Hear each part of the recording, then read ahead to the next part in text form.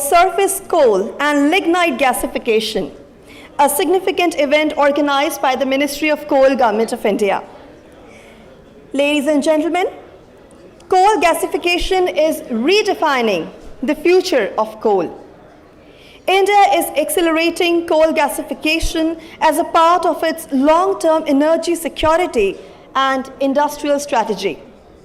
The Government of India has allocated rupees 37,500 crore to support coal gasification projects, paving the way for transforming coal into syngas for fuels, fertilizers, chemicals, and cleaner energy solutions through advanced technologies. A major step towards strengthening energy security, driving innovation, and advancing an Atmanirbhar Bharat, and not to forget Viksit Bharat at 2047. This event has been envisaged to facilitate interaction between government and industry stakeholders in view of the strategic importance of this wonderful initiative. On this note, we once again warmly welcome you all to this significant event. Please feel free to visit the stalls which are just outside this ballroom on the ongoing gasification projects. We are also going to have an interactive session where you all are welcome to ask questions about the scheme and clear your doubts. Ladies and gentlemen, we will be proceeding further with the events in this particular occasion in a short while from now. Request your patience, and once again, thank you so much for your time.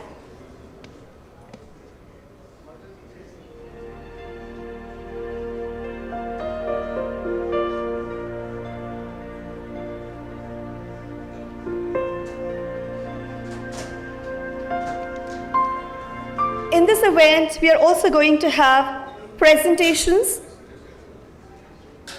by Jindal Steel Limited. We'll also have a presentation on scheme for promotion of surface coal and lignite gasification projects, along with presentation on state incentives for cluster-based development.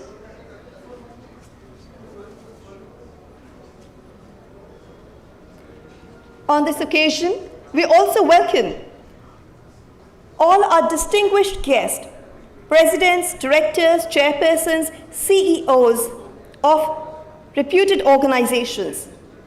We all welcome you here to this significant event, a roadshow to promote surface coal and lignite gasification. Ladies and gentlemen, we are expecting our chief guest and guest of here to arrive here shortly. Please allow us some time. Thank you so much for your patience.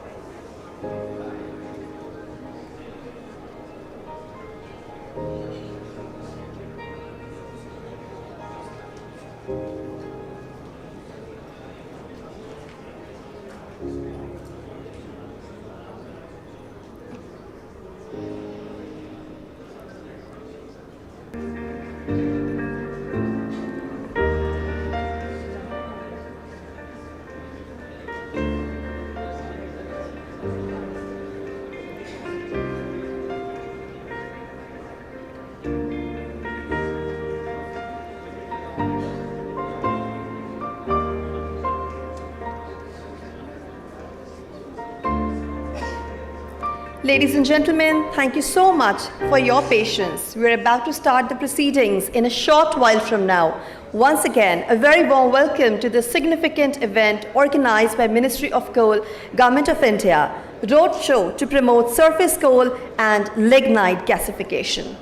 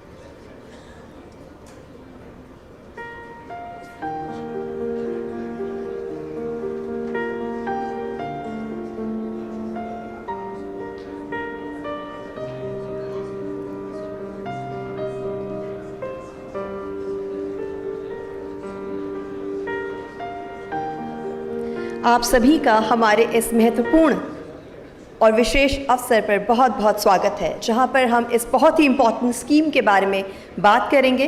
कुछ presentations होंगी और साथ ही साथ एक बहुत ही interactive Q&A session होगा, जहां पर हम इस स्कीम के फ्रेमवर्क, गाइडलाइंस और मोडालिटीज़ पर डिस्कशन करेंगे। Thank you so much.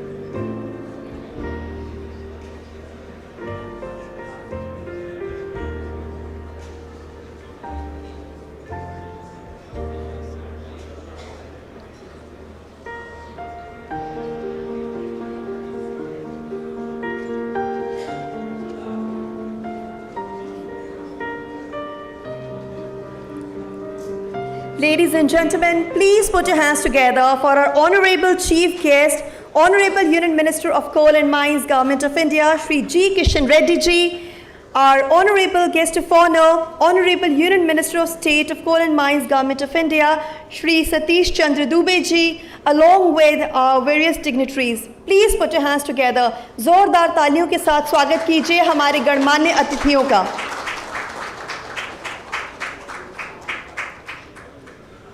We humbly invite all our guests on the dais. We are privileged by the gracious presence of our Honorable Chief Guest, Shri G. Kishan Reddy ji, Honorable Union Minister of Coal and Mines, Government of India. Sir, we request you to kindly come and join us on stage. Ladies and gentlemen, please put your hands together for our Chief Guest, Honorable Union Minister of Coal and Mines, Government of India. We also extend a warm welcome to our guest of honor, Honorable Union Minister of State of Coal and Mines, Government of India, Shri Satish Chandra Dubey ji. Sir, a very warm welcome to you. बहुत स्वागत. We also extend a warm welcome to Shri Vikram Dev Dutt ji, Secretary, Ministry of Coal, Government of India, Shri Sanoj Kumar Jha ji, Additional Secretary, Ministry of Coal, Government of India, Shri B. Sairam ji, Chairman, Coal India Limited. आप सभी का बहुत स्वागत, हार्दिक अभिनंदन. Now, ladies and gentlemen, to invoke an auspicious beginning for today's proceedings, we humbly invite all our dignitaries to kindly grace the moment and ignite the flame. दीप प्रज्वलन के लिए मैं अपने सभी गणमान्य अतिथियों से अनुरोध करती हूँ कि वे यहाँ पधारें. Ladies and gentlemen, it's time for the symbolic lighting of the lamp ceremony, which is a beacon of knowledge, unity, and progress. Please put your hands together for symbolic lighting of the lamp. So.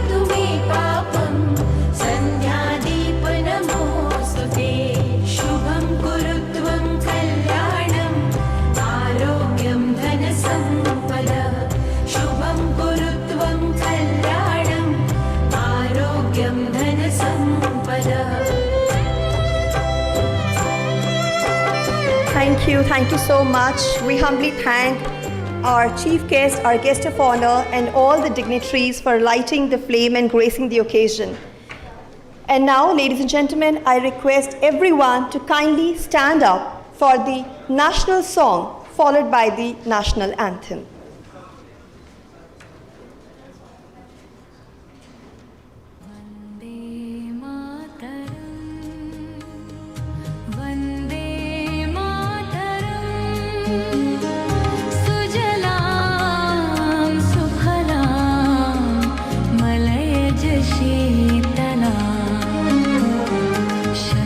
Shyamala मातरम वंदे मातरम.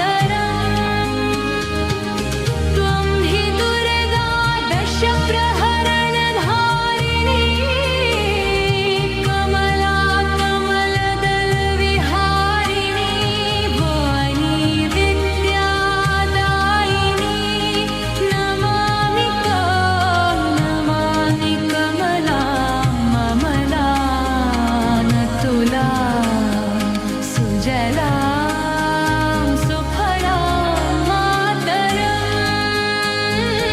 वन्दे मातरं श्यामलां सरलां सुस्मितां भूषितां धरणीं भरणीं मातरं वन्दे मातरं वन्दे मातरम्।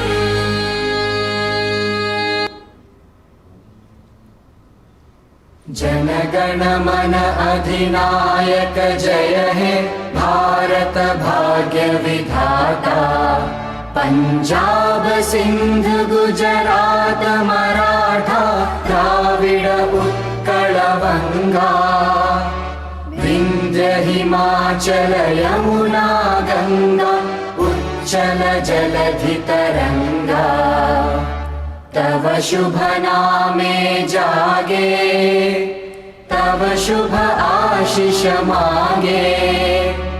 गाहे तव जय गाथा जनगण मंगलदायक जय हे भारत भाग्य विधाता। जय हे जय हे जय हे जय जय जय जय हे। Thank you so much. बहुत बहुत धन्यवाद आप सभी का। आपसे निवेदन है कृपया अपना स्थान ग्रहण करें। Thank you so much once again. And now I request Shri Alok Kumar Singh ji, Advisor Projects, Ministry of Coal, to kindly come forward and felicitate our chief guest, guest of honor, and our dignitaries. Sir, we request you to kindly felicitate our chief guest, Honorable Union Minister of Coal and Mines, Government of India, Shri G. Kishan Reddy ji. Sir, a very warm welcome to you.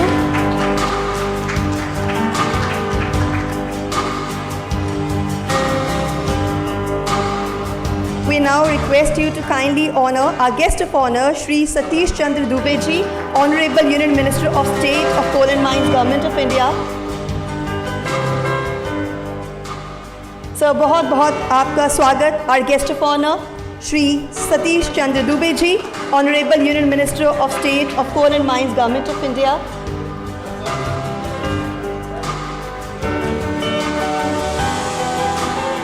Sir, now we request you to kindly felicitate Secretary, Ministry of Coal, Government of India, Shri Vikram Devdutt ji.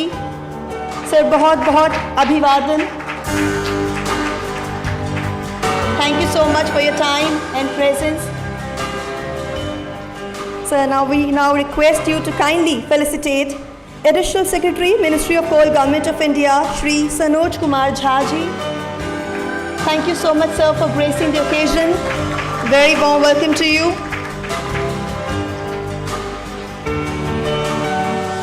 So we now request you to kindly honor Chairman Coal India Limited, Shri B. Sai Ram ji. Thank you so much, sir, for gracing the occasion. आपके कीमती समय के लिए आपका बहुत बहुत धन्यवाद. Once again, we thank our chief guest, our guest of honor, and all our dignitaries and everybody present here to this occasion, to this roadshow to promote surface coal and lignite gasification, a significant event organized by Ministry of Coal, Government of India. May I now request Shri Vikram Devdutt ji, Secretary, Ministry of Coal, to kindly come forward and deliver the keynote address. Ladies and gentlemen, please put your hands together for Secretary, Ministry of Coal.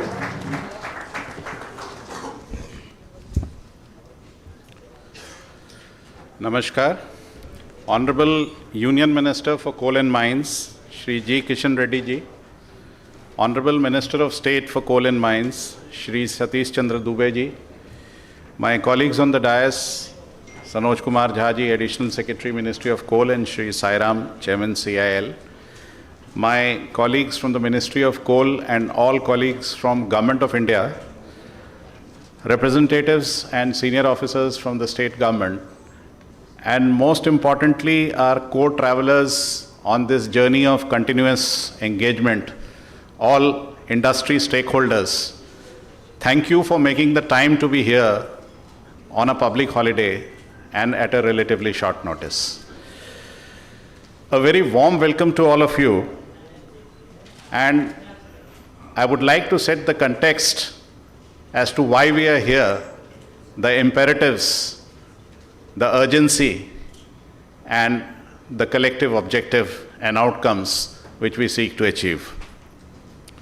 Today we stand at a pivotal movement, as all of you know, where as a country we are turning to our own earth, our own resources, and our own ingenuity to shape the next chapter of our industrial transformation, strategic self-reliance, and national resilience based on the bedrock of Atmanirbharta.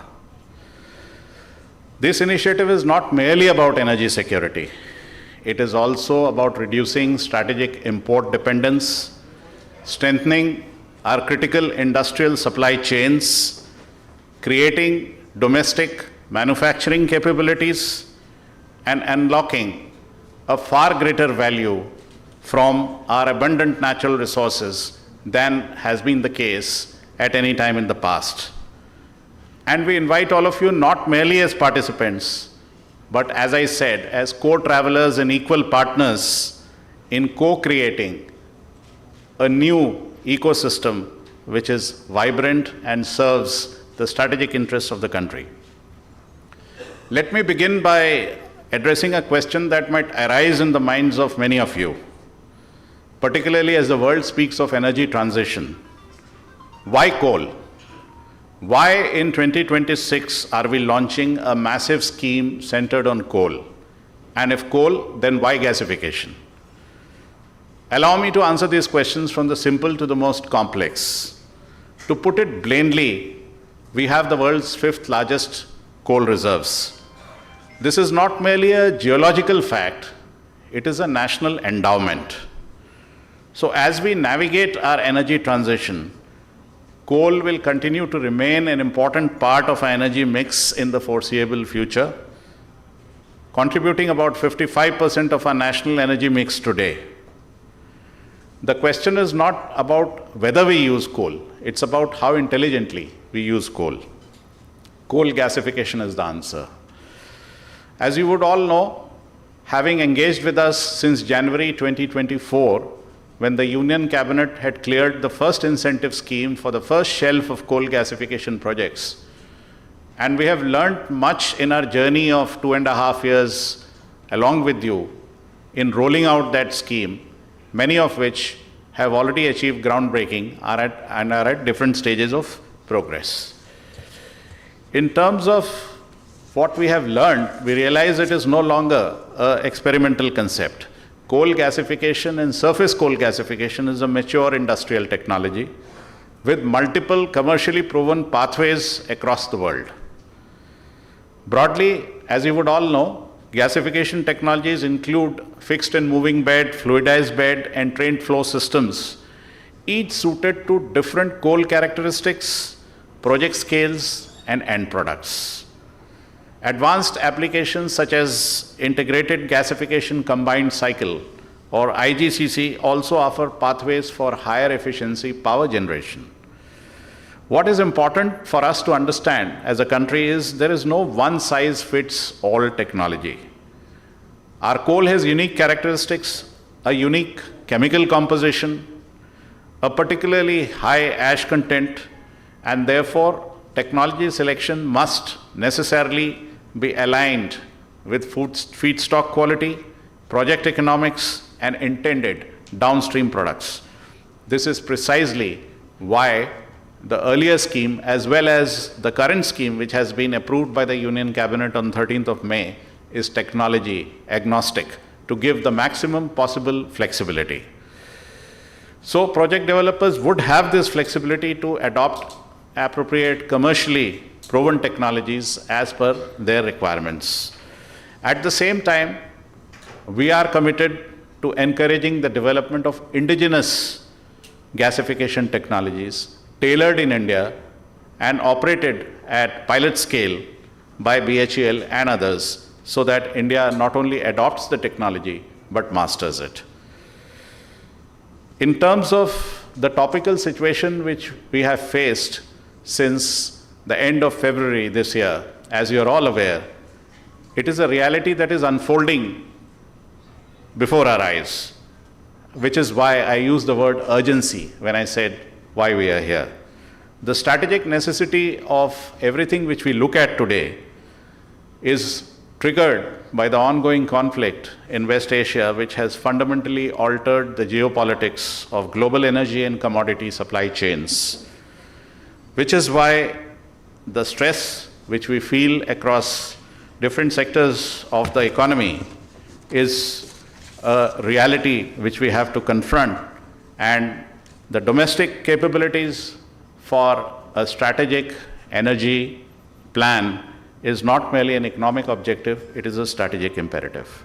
If we look at our total import bill across all the substitutable products which are possible through coal gasification from syngas, if we look at natural gas, we look at urea, ammonia, coking coal, methanol, in the financial year 2025, the total quantum of these imports stood at about 2.77 lakh crores.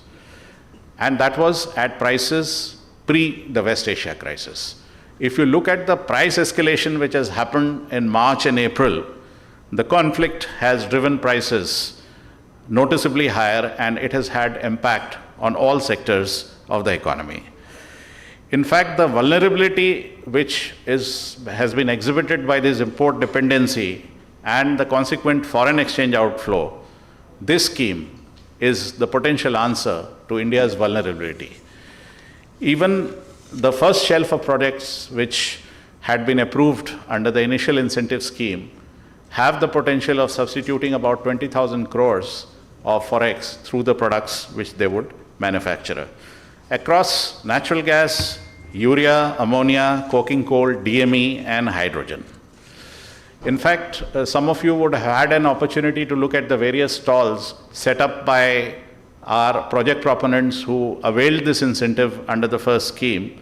And in fact, the National Coal Gasification Mission was launched in 2021, and even prior to the launch of the 2024 scheme, there were a shelf of policy initiatives which were taken by the Ministry of Coal to create a conducive and a facilitative ecosystem for potential project proponents to come in and invest in coal gasification. This is not a scheme which was born overnight. It is the culmination of about 5 years of consistent systemic policy support since then. And all that has been made possible through the continuous feedback loop which industry generated on various aspects of what they thought were the showstoppers, were the problem areas which the ministry needed to intervene within its domain. The progress of these 8 projects so far is a source of satisfaction.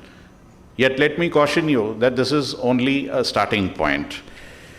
The product diversity which is possible through these 8 projects is indicative of what potential lies ahead, which is why under the guidance and vision of Honorable Prime Minister Shri Narendra Modi ji and Honorable Union Minister Shri G. Kishan Reddy ji, it was felt that the time is appropriate to carry this momentum to the next level. Many of you in the industry also similarly felt so, that the first scheme was dipping your feet in the waters to test the waters. And having tested the waters, it was incumbent on the government as the anchor and as the catalyst for this pathway of coal gasification to actually follow an example which has generally been followed the world over. Wherever coal gasification surface technologies have now gained a particular critical level, that government support in the early days through various policy instruments is extremely important.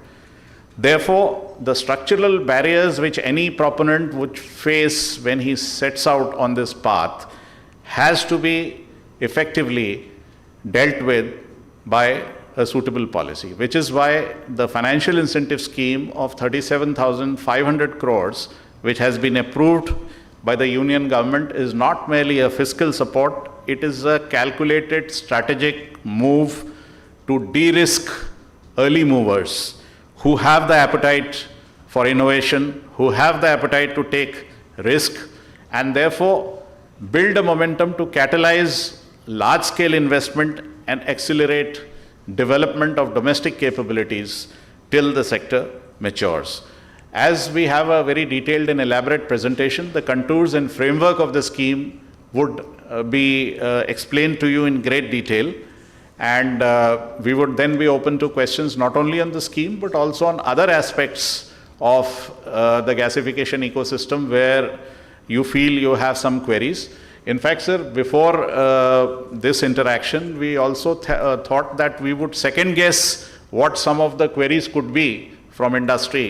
So a set of FAQs had also been sent on mail to all the participants so that they are suitably kind of apprised and informed about various aspects.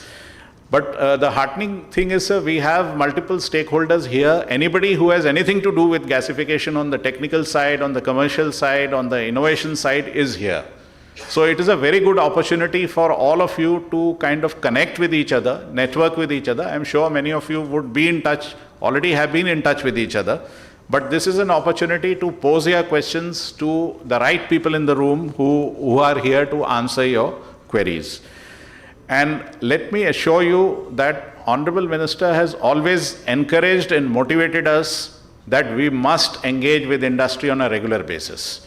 Because although we may feel that having brought in a particular set of interventions, we may have achieved what we wanted to achieve, but a lot of times the reality on the ground is slightly different. There are problems in the field, there are problems on the ground, there are minor issues which need to be sorted out, there are issues of process. But let me assure you, we are moving with a sense of purpose and a sense of urgency like never before.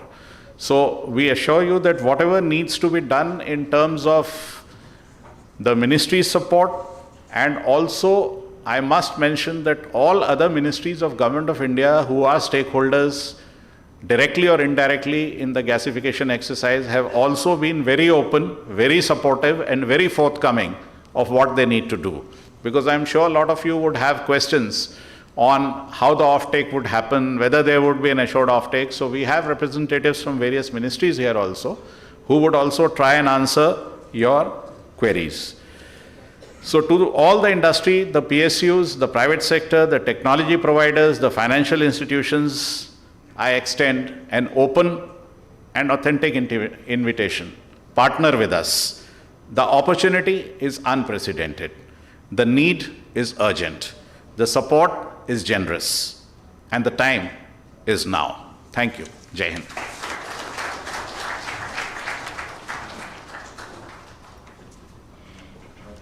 Thank you so much, sir, for setting the context and for providing your valuable inputs. Keynote address के लिए आपका बहुत-बहुत धन्यवाद. और एक बार फिर मेरा आप सभी से अनुरोध है, please keep your mobile phones on silent mode. We are about to begin the presentations now. And it's time for the first presentation on scheme for promotion of surface coal and lignite gasification projects. For the same, I request Ms. Shivani to kindly come forward and present the same. Ladies and gentlemen, please put your hands together for the first presentation.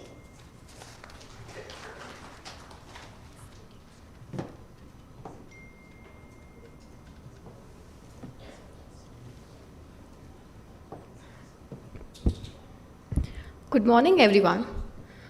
So today's discussion is not merely about a financial incentive scheme. It is about building India's next generation industrial ecosystem, the one that transforms our abundant domestic coal and lignite resources into strategic fuels, fertilizers, chemicals, and clean industrial feedstock. The Government of India has already laid the policy foundation. What we seek now is a scale, participation, and execution. Today, I'll take you through the government's vision, the opportunity landscape, and the newly launched 37,500 crore financial incentive scheme designed to accelerate the surface coal lignite gasification projects in India. India today faces a major strategic vulnerability, Despite being one of the world's largest coal-producing nation, we remain significantly dependent on imports for several critical products. Last year alone, we imported around 89% of crude oil, 50% of LNG, 35% of ammonium nitrate, and 25% of urea requirements. This creates not only economic pressure but also strategic exposure to global price volatility and supply disruptions. So, do you see what's at stake? What if we already had the answer buried beneath our feet? And the answer is yes, we can. India possesses approximately 401 billion ton of coal resources and nearly 47 billion ton of lignite reserves. Yet, gasification, the smarter use of this wealth, is still at a nascent stage. The challenge has never been the availability of resources. The challenge has been converting them into higher value industrial products through modern technologies.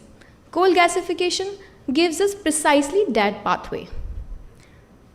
What is surface coal gasification? At its core, surface coal gasification is a thermochemical process. Let us now briefly understand this process through a short video.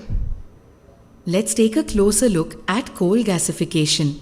Coal is fed into a vessel called a gasifier. In the gasifier, the coal is exposed to heat and pressure. Carefully controlled amounts of oxygen are released into the gasifier, allowing a portion of the coal to burn. This is called partial oxidation. The heat and pressure break up the molecular structure of the partially oxidized coal, causing a chemical reaction to take place. During the process, ash and other byproducts are trapped in the bottom of the gasifier and removed as slag or char. The syngas that comes out can then be used to produce fertilizers, chemicals, petrochemicals, power, and many other essential products. So, in essence, coal becomes a feedstock for the chemical and manufacturing economy. Let's take a Why gasification matters? Coal gasification matters today not only from the industrial perspective but also from broader perspective. First, it enables value-added utilization of domestic coal and lignite resources. Second, it supports domestic production of fertilizers, chemicals, fuels, hydrogen, and steel feedstock, sectors where India continues to be dependent heavily on imports. Third, recent geopolitical disruptions, including the West Asia crisis and the global energy price volatility, have once again highlighted that the strategic risk associated with excessive import dependence. At the same time, India has committed ambitious climate targets under its nationally determined contributions. In this context, coal gasification offers a relatively cleaner and more efficient utilization pathway compared to direct coal combustion, with better integration possibilities for carbon capture and downstream decarbonization. So ultimately, coal gasification is not just about coal, it is about energy security, Atmanirbharta, and building a more resilient industrial future for India. India's coal gasification journey has evolved through a series of carefully sequenced policy interventions over the last 5 years. The ecosystem was not created overnight. It has been built progressively to address the commercial, regulatory, and operational challenges faced by the industry. Let me briefly walk you through this journey. In 21-22, government introduced a 50% rebate in revenue share for coal utilized in gasification projects. This was a major first step because it directly improved the economics of coal gasification and signaled the government's long-term commitment to the sector. In 22-23, a dedicated subsector under non-regulated sector or NRS was created for production of syngas leading to coal gasification. This enables structured coal availability mechanism tailored for gasification projects. In 23-24, the government approved the earlier 8,500 crore coal gasification incentive scheme, under which multiple projects have already moved forward. This helped initiate market confidence and demonstrated that government was now willing to share part of the initial project risk. In 24-25, coal procurement mechanisms were further strengthened. The gasification projects were enabled to procure coal under NRS auction framework at power sector 4 price, improving competitiveness and long-term feedstock security. And now, in 25-26, several additional enabling reforms have been introduced. Coal conversion norms have been finalized. Exemption for procurement of gasification equipment from neighboring countries has been granted for 6 categories of items covering over 50 different types of equipments. Additionally, the DPIIT has also granted registration to a company from land border sharing country to participate in tenders of coal gasification project as a technology licensor and EPC contractor, the first such approval in the sector, helping expand technology access and implementation flexibility for upcoming projects, and others are in pipeline. As a result of these cumulative efforts, around 85,000 crore worth of investment have already been mobilized. Approximately 23 million ton per annum coal utilization potential has emerged, and import substitution potential of nearly 28,000 crore has been created. So what we are seeing today is not an isolated scheme. It is the next phase of a steadily evolving national coal gasification mission. But industry told us we need to go bigger, and we listened. During stakeholder consultations, industry consistently conveyed that the project economics remain capital intensive. Coal gasification projects require substantial upfront investment, technology tie-ups, infrastructure development, and long gestation periods. Therefore, to unlock large-scale participation, stronger financial support was necessary. The present scheme is the government's response to that requirement. What government is offering? The government has approved financial incentive scheme with an outlay of 37,500 crores. Under the scheme, the projects can receive financial incentive of 20% of the cost of plant and machinery for the project. Importantly, the project selection will happen through transparent and competitive bidding process. At the same time, the scheme has been carefully designed with appropriate caps to ensure wider participation and balanced allocation of resources. The maximum incentive for a single project has been capped at 5,000 crores. Similarly, for any particular downstream product category, the overall support has been capped at 9,000 crores, with an exception to urea and synthetic natural gas being strategically important products. In addition, any single entity, including holding, subsidiary, associate or affiliate company, can receive a maximum cumulative investment of 12,000 crore across all projects under the scheme.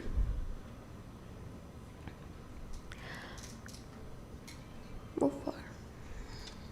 The timing for coal gasification is now more favorable than ever before.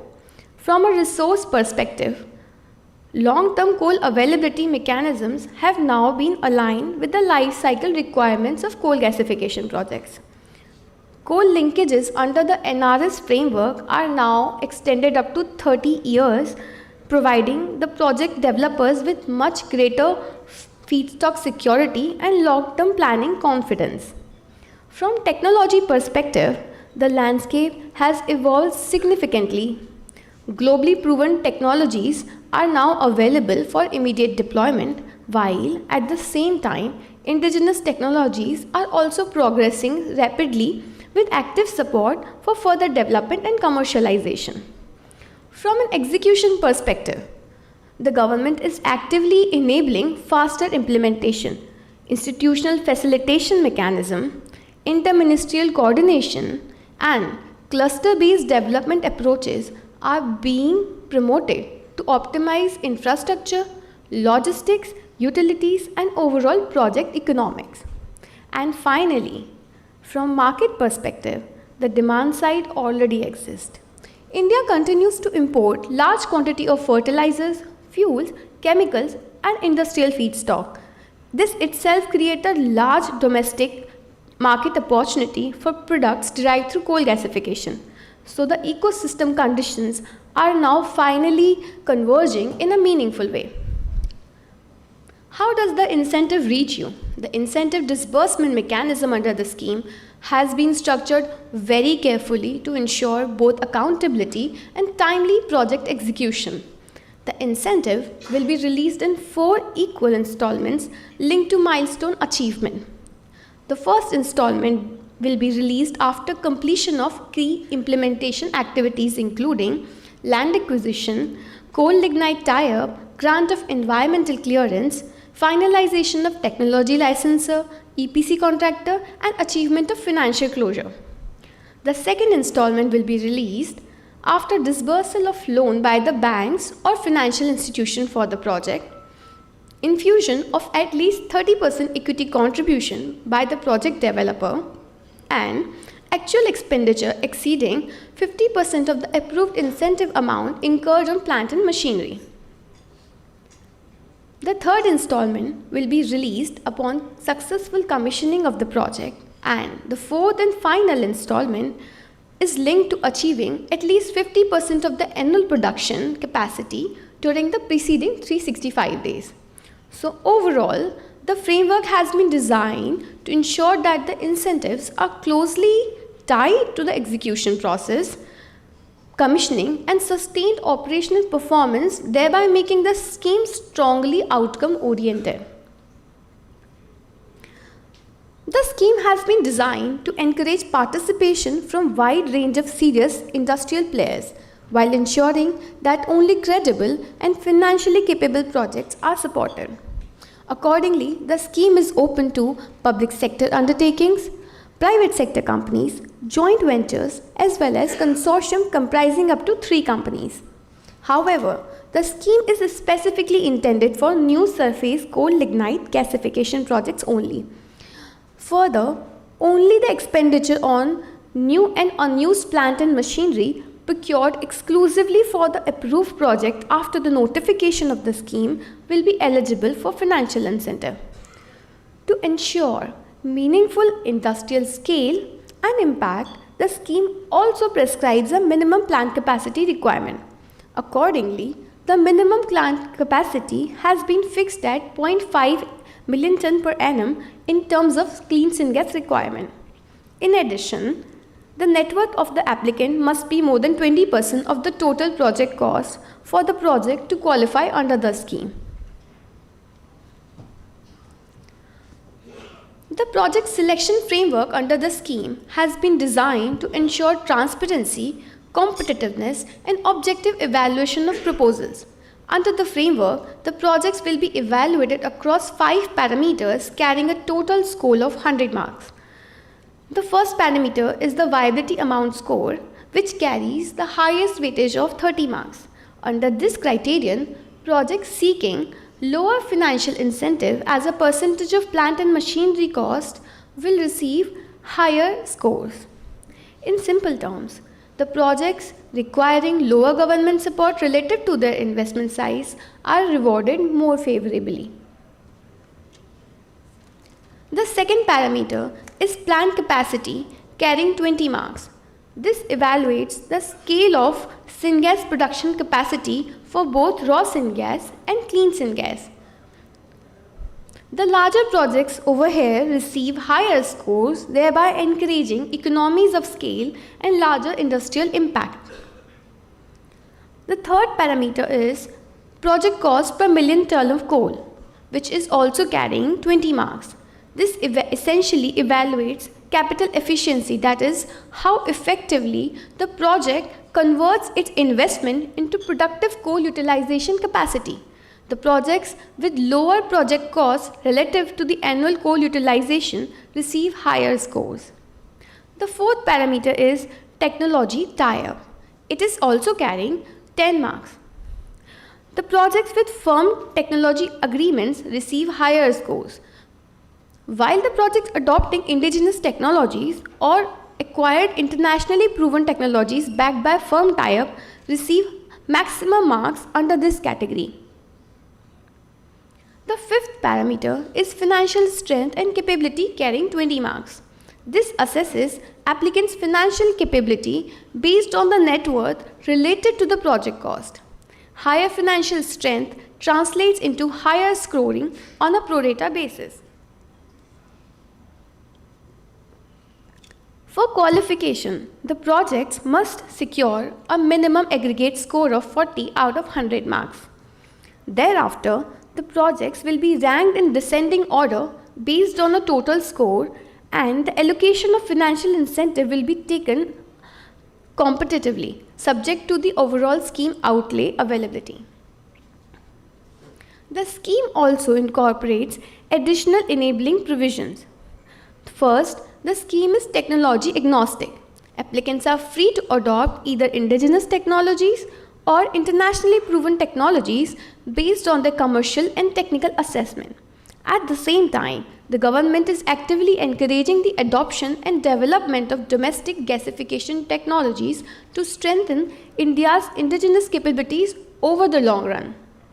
Second, the scheme has been harmonized with commercial coal mining regime.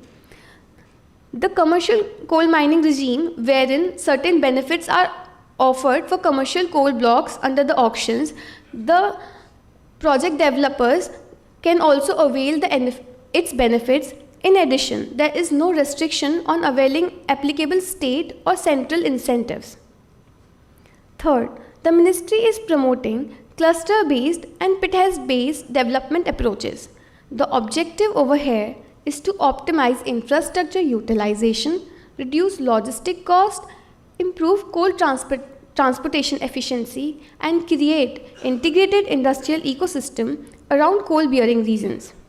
Overall, these additional provisions have been incorporated to ensure that the scheme remains flexible, investment-friendly, and aligned with long-term industrial development objectives. Let's look at the product universe. One of the biggest strengths of the scheme is flexibility. A single feedstock can support multiple industrial value chains. It supports power generation through IGCC pathways, fertilizers such as ammonia and urea, fuels such as synthetic natural gas, dimethyl ether, hydrogen, and sustainable aviation fuel, chemicals including methanol, ammonium nitrate, acetic acid, and olefins, and steel sector applications such as direct reduced iron. The list is not limited to these specified products, but it rather expands to syngas and all its possible downstream products. Therefore, this initiative is not just linked to one industry. It has potential to support multiple strategic sectors simultaneously. So, you choose the product and government supports you. The sector is marching ahead, and the question is whether you are in it. The bidding process has been designed for predictability and continuity. A structured timeline has been provided for query resolution, pre-application interaction, submission, and selection. Each bidding round will remain open for 2 months. Importantly, the subsequent rounds will commence immediately after the closure of preceding round unless modified, thereby ensuring continuity of opportunity for industry participants. So the funds are finite and the opportunity is enormous, and the moment is now. What is needed is industry participation at scale. Ministry of Coal therefore encourage all stakeholders to engage actively, evaluate opportunities seriously, and participate in this national mission. Further details regarding the scheme and application process shall be made available on the Ministry of Coal website. Thank you.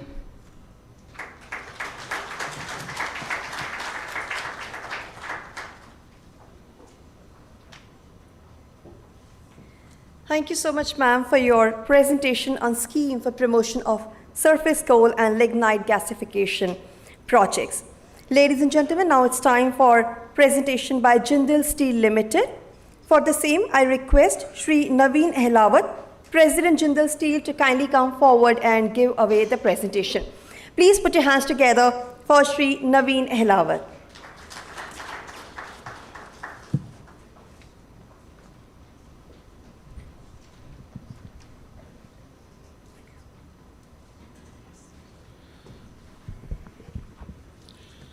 Good morning, ladies and gentlemen. Thank you so much, Ministry of Coal, for giving us a chance to present the most interesting and innovative, disruptive.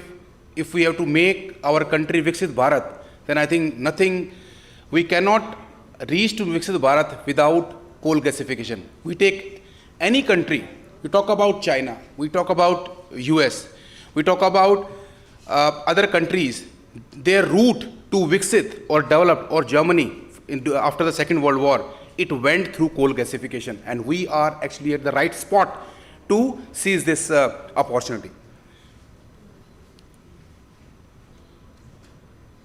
So I think the scheme has been already explained, but I think a couple of things that we have to remember here is the different end use case. Syngas is not just a molecule, it is a building block. You can make n numbers of things from syngas. You can go chemicals, you can go mineralization, you can go you can make steel, low carbon emission steel, and the future is low carbon emission. You talk about low carbon chemicals, you talk about low carbon steel, you talk about other products as well. So future is low carbon, and the CO2, the carbon has got a value. Gone are the days where CO2 is just being emitted, or today it is being emitted, but in future it is going to be valorized and monetized. It is going to carry a price.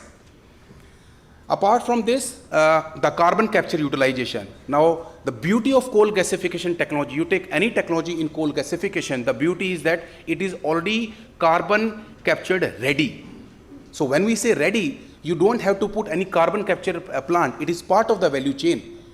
The advantage of this is that the carbon capturing cost is close to 1/3, 1/4 as compared to any carbon capturing plant if you put it on a standalone basis. So all the carbon capture utilization or sequestration that you do, it will be very, very cost competitive. And we can make n numbers of chemicals through that captured carbon as well, and we can export those chemicals. I'll explain you in the subsequent slide. DRI, direct reduced iron, is one of the intermediate to make steel. That can also be one of the product, and energy security. Benefits, I think there is enormous benefits. Instead of just burning coal or combustion, this is much more lowest pollutants. SO2 will be less. The PM 2.5, PM 10 will be absolutely minimal. So very good, in terms of the less air pollutants. Waste to value. Now this is also super important. Waste to value, waste to worth. All the byproducts coming out from coal gasification, they can be used. The slag coming out from the coal gasification can be used to make bricks. It can be used to make roads. It can be used to make pavers. And the rest of the slag, if you don't use, it can go as a backfilling. The water required in coal gasification, it is also minimal. And the water, it is not that we have to put that water into the ground. You can recycle that water. All the plants can be designed for zero liquid discharge. We have in Angul, Odisha plant, it is called tertiary effluent treatment plant. There is not a single drop of water that is going out of the plant. The entire water is recycled back and it is used in the plant. Marketable byproduct. Some of you talk about that some of the products, suppose Coal India or any other company, which are not into the chemicals, they worry about the byproducts, that what will happen to this. So I can just assure you that these byproducts are co-products. They will help you to reduce your cost, and there are n numbers of customers who can buy these byproducts. So don't worry about it, they are sellable, and we have got so much of, when we are importing close to $60 billion of chemical, then these chemicals can be easily be sold in the market, Indian market. Proven CO2 capture, I have already explained, and highest efficiency. This gasification technology, you talk about any technology, gasification technology, they work at a very highest efficiency. Be it carbon conversion, be it cold gas efficiency, they work very well. And these are the different value chain I spoke about. So in the middle you see synthesis gas, absolutely building block. You can make DRI out of it. You can make hydrogen.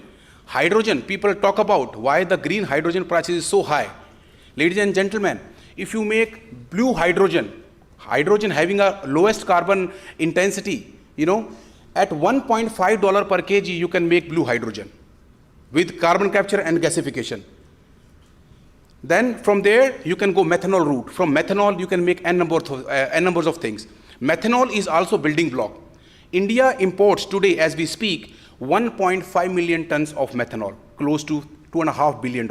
Ammonia, 3 million tons of ammonia, $4 billion. LNG, we import close to 22 million tons of LNG, and that costs us $11 billion.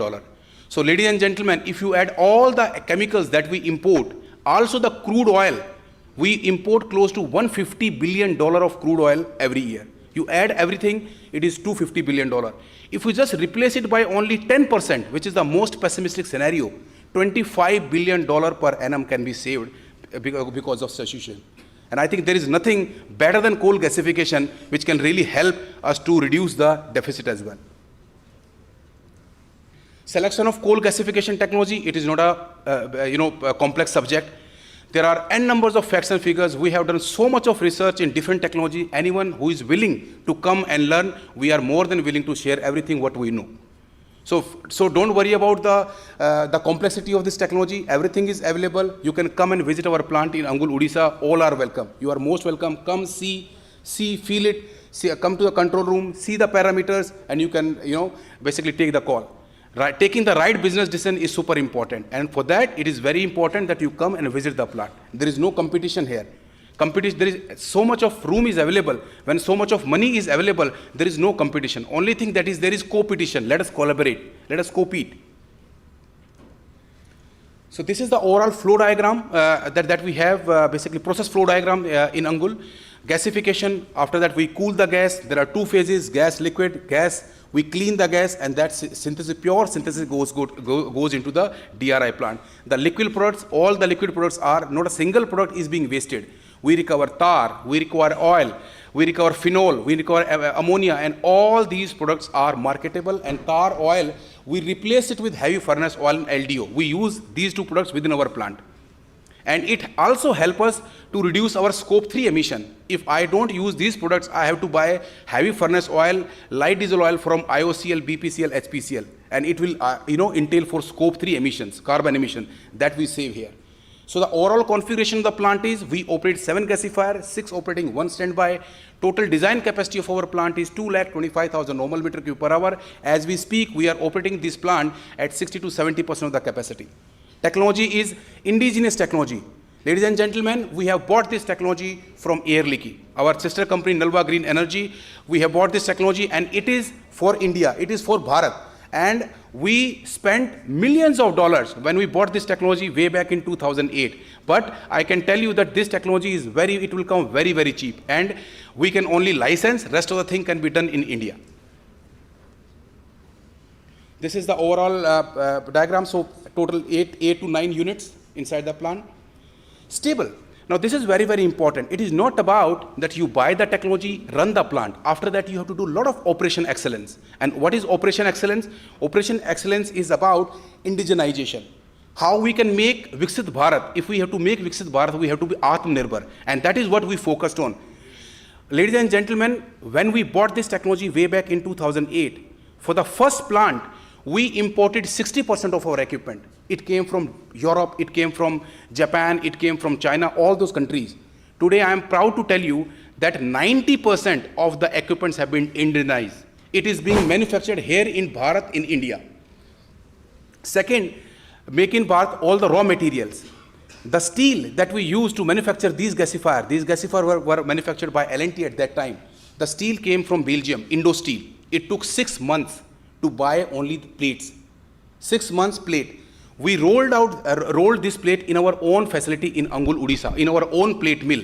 And we rolled out these plates in 1 month. In 1 month, we got the plates and we started manufacturing these gasifiers. So this is the power of indigenization. This is the power of Atmanirbhar. Apart from this, it will also save your cost. Your total cost of your project will come down by massive 30 to 40% if you focus on the localization.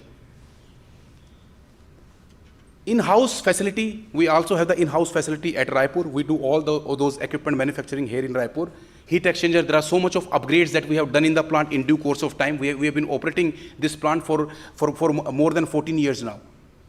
And then the operated zone, we have used all sort of coal in this gasifier. We have used Ramchandi, we have used Balram, we have used imported, we have tested all the coals that are available in India and outside India. And we have found out what is the sweet spot, what is the right composition of the coal, what is the right composition of the ash. So, one end use case I have explained you to make, we as a steel maker, it is for making steel. There are other two use cases that we have demonstrated because of this crisis in last 4 months.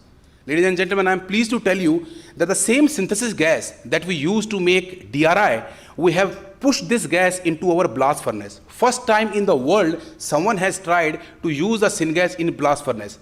Now, how it will help in blast furnace?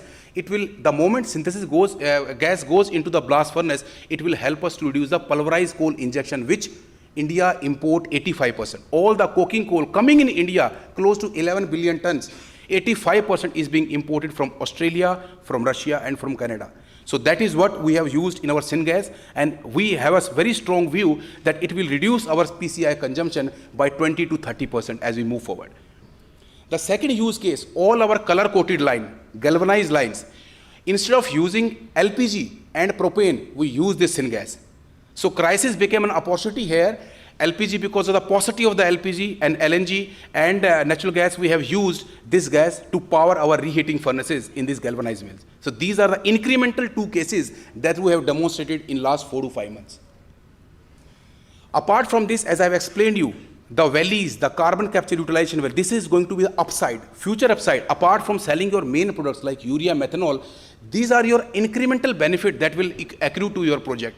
And this is about how you can build out these valleys. So we have got hydrogen valleys. There we are going to create the carbon capture utilization valleys in Angul, Odisha. How this valley work?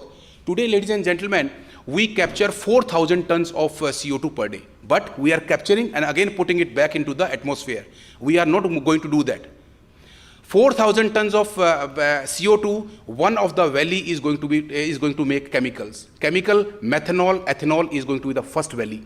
The second valley is that we can use this CO2 to make aggregates. That is going to be our second valley. The third value is going to be the fuel, the polycarbonates, the soda ash, the ammonium bicarbonate that we import. That is going to be the third valley. After exhausting these valleys, the fourth valley, whatever CO2 will be left over, it will go below the ground. We are not going to push this CO2 back into, and all these initiatives, these valleys, is going to reduce the carbon intensity by 40%. And this is the last slide. We spoke about what is the potential of coal gasification, and I think all the supplier partners sitting here in the room, I think one thing that you can take away with you is that there is so much of opportunity. The opportunity is close to $35 billion total. How you can encash that? Gasifier manufacturing, you can do in Bharat. Heat exchanger, distillation columns, pumps, compressors, walls, refractories, they have to be manufactured. They are the main building blocks. If anyone putting up a coal gasification plant, these are the building blocks that are required. And recently 3F, that Honorable Finance Minister ma'am said, the fuel, fertilizer and forex.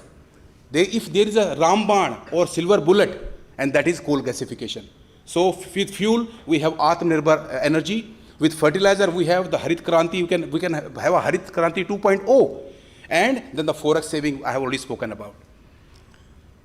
So thank you so much. I think together as a not competition, but with a competition, I think we can build a Viksit Bharat, we can do a enabling Bharat, and we can do a Atmanirbhar Bharat as we move forward. I have a small video just to capture whatever I said. I think it will be really helpful for you. Thank you so much for your patience hearing. Thank you so much. Steel is the backbone of modern infrastructure, shaping how nations build, move, and grow at scale. As India moves towards its ambition to achieve 300 million tons of steel production by 2030, alongside its commitment to net zero emissions, the need to produce steel more efficiently, reliably, and responsibly becomes even more critical. At Jindal Steel, we are responding to this shift by using synthesis gas across the iron and steel making value chain. produced at India's first state-of-the-art coal gasification plant. This syngas leverages abundantly available high-ash Swadeshi coal to strengthen the country's energy security while enabling low-carbon steel production, contributing to our nation's self-reliance. The process begins with gasification. Coal is fed into a large-scale gasification installation and subjected to high temperatures, where it is blown through with oxygen and steam to enable a series of controlled reactions. Oxygen and steam react with coal to produce hydrogen, carbon monoxide and methane, along with co-products such as tar, ammonia, oil, phenol, naphtha and sulfur. Oxygen required for this stage is injected through the cryogenic air separation plant, ensuring precise and efficient operation. The next phase involves gas conditioning, where acid gases such as hydrogen sulfide and carbon dioxide are removed, leaving behind pure and refined synthesis gas that serves as a key energy and process input across operations. At the same time, the captured carbon dioxide will be utilized to make various chemicals like ethanol, methanol, polycarbonates, blue synthesis gas, and for the subsurface sequestration process. At Jindal Steel, syngas is deployed across key stages of steel production. It serves as a reducing agent in iron making to produce direct reduced iron. It is injected into blast furnaces to improve efficiency and reduce dependence on imported fuels and chemicals. It also fuels furnaces in the galvanizing and color coating lines, marking a first in the industry. Across these applications, syngas replaces conventional fuels such as coke, PCI, propane and natural gas, helping reduce emissions, environmental impact and the cost of imported fuels and chemicals. This integrated use of syngas, along with the deployment of CCUS, lowers carbon emissions by up to 40% and strengthens a more sustainable steel ecosystem for India. At Jindal Steel, this approach sets a clear direction for the future of steelmaking, where scale, efficiency and sustainability come together as we continue redefining steel for a Viksit Bharat.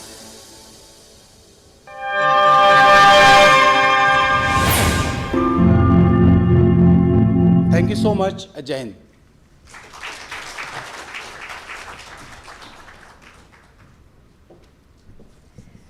Thank you so much, sir, for your presentation. And now I request Secretary, Ministry of Coal, Shri Vikram Devdutt ji, to kindly provide his valuable inputs. Thank you, sir. I just wanted to make a brief intervention with the Honorable Minister's permission on what has been kind of put before you so far. So the point which I want to emphasize, you have seen the contours and framework of the scheme. I want to emphasize at this point that the guiding principle in designing the framework of the scheme was flexibility.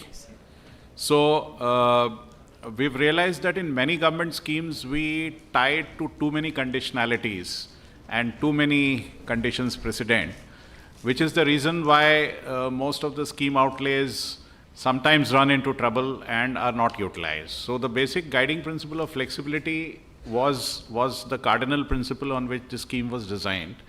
And now, of course, we have a presentation from two state governments, Odisha and Maharashtra, which is why I wanted to make this intervention. I did mention that we have been in continuous engagement with all of you on refining various aspects of policy interventions. But I would be failing in my duty if I do not acknowledge that we have also kind of engaged effectively with states, some of whom have been more than proactive in realizing that coal gasification is the future. And at the state level, they need to design a shelf of incentives which would actually attract and encourage industry to set up large-scale coal gasification projects. So both governments of Odisha and governments of Maharashtra have moved very proactively. They have schemes in place.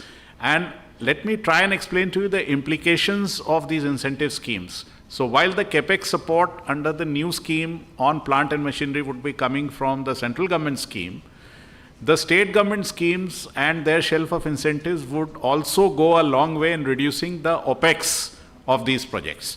So it's a very, very heartening collective effort where the thought process is on the same page, everybody is on the same page. And in fact, I also see the representative of Niti Aayog. They have been more than supportive in all our endeavors. In fact, the thought process of Niti Aayog has also contributed very generously to the design of this scheme. And the point which was mentioned in the presentation was this scheme does not prohibit you from gaining other incentives which may be offered by state governments or also by other central ministries. So as I speak, as many of you would be aware, the Honorable Finance Minister in the Union Budget had announced the rollout of a CCUS scheme of about 19,000 odd crores, which Ministry of Power is kind of working on, and it is at a very advanced stage. So if many of your projects have a CCUS component, you would also be eligible to go to Power Ministry for the CCUS component to get additional support for that. And I would also like to thank Mr. Alawat for a very, very inspired presentation. Being a first mover for any project, and especially the project like coal gasification with its inherent complexities, is always very challenging, but I think he gave a very motivational and inspirational presentation. So thank you, Mr. Alawat. But what you forgot to mention is that you are also the owner of the technology now. So you are the owner of the fixed bed technology, which you have purchased from Lurgi. And I think he would also kind of make an open offer to anybody who is willing to look at that technology, that they are the owners of that technology. So कहीं पे जहाँ technology की दिक्कत आती है, foreign technology providers के साथ protracted engagement होता है, फिर you are weighing the pros and cons, and in the process we lose precious time. So we have indigenous technology on offer, which is now with Jindal. Thank you. Thank you so much, sir, for highlighting these key points. And now, ladies and gentlemen, we are moving on towards the presentation on state incentives for cluster-based development. For the same, I request Shri Shailendra Naik ji, Additional Director cum Additional Secretary, Department of Industries, Odisha, to kindly come forward and give away the same. Please put your hands together for Shri Shailendra Naik ji. Sir.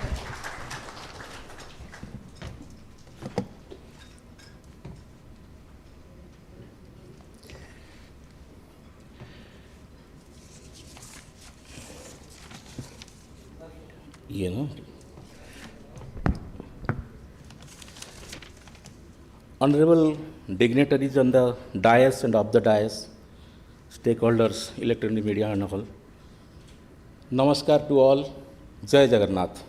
I am from Odisha. I am representing state of Odisha about incentives for allied industries and coal gasification as well. So in this context, I just want to know only why Odisha and why we are concentrated on incentive only. Financial incentive is definitely plays a pivotal role for successful implementation and feasibility of any industries.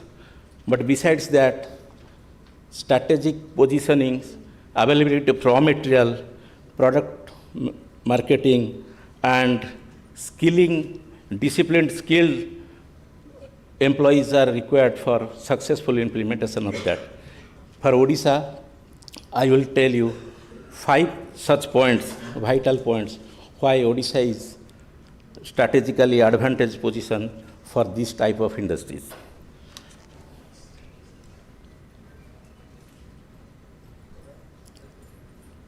It's not working. Sorry. This one is forward. So, Odisha, you know all that it is a sacred land of Lord Jagannath, and it is highly mineral resource based place where we got different type of mineral plentifully available in our state.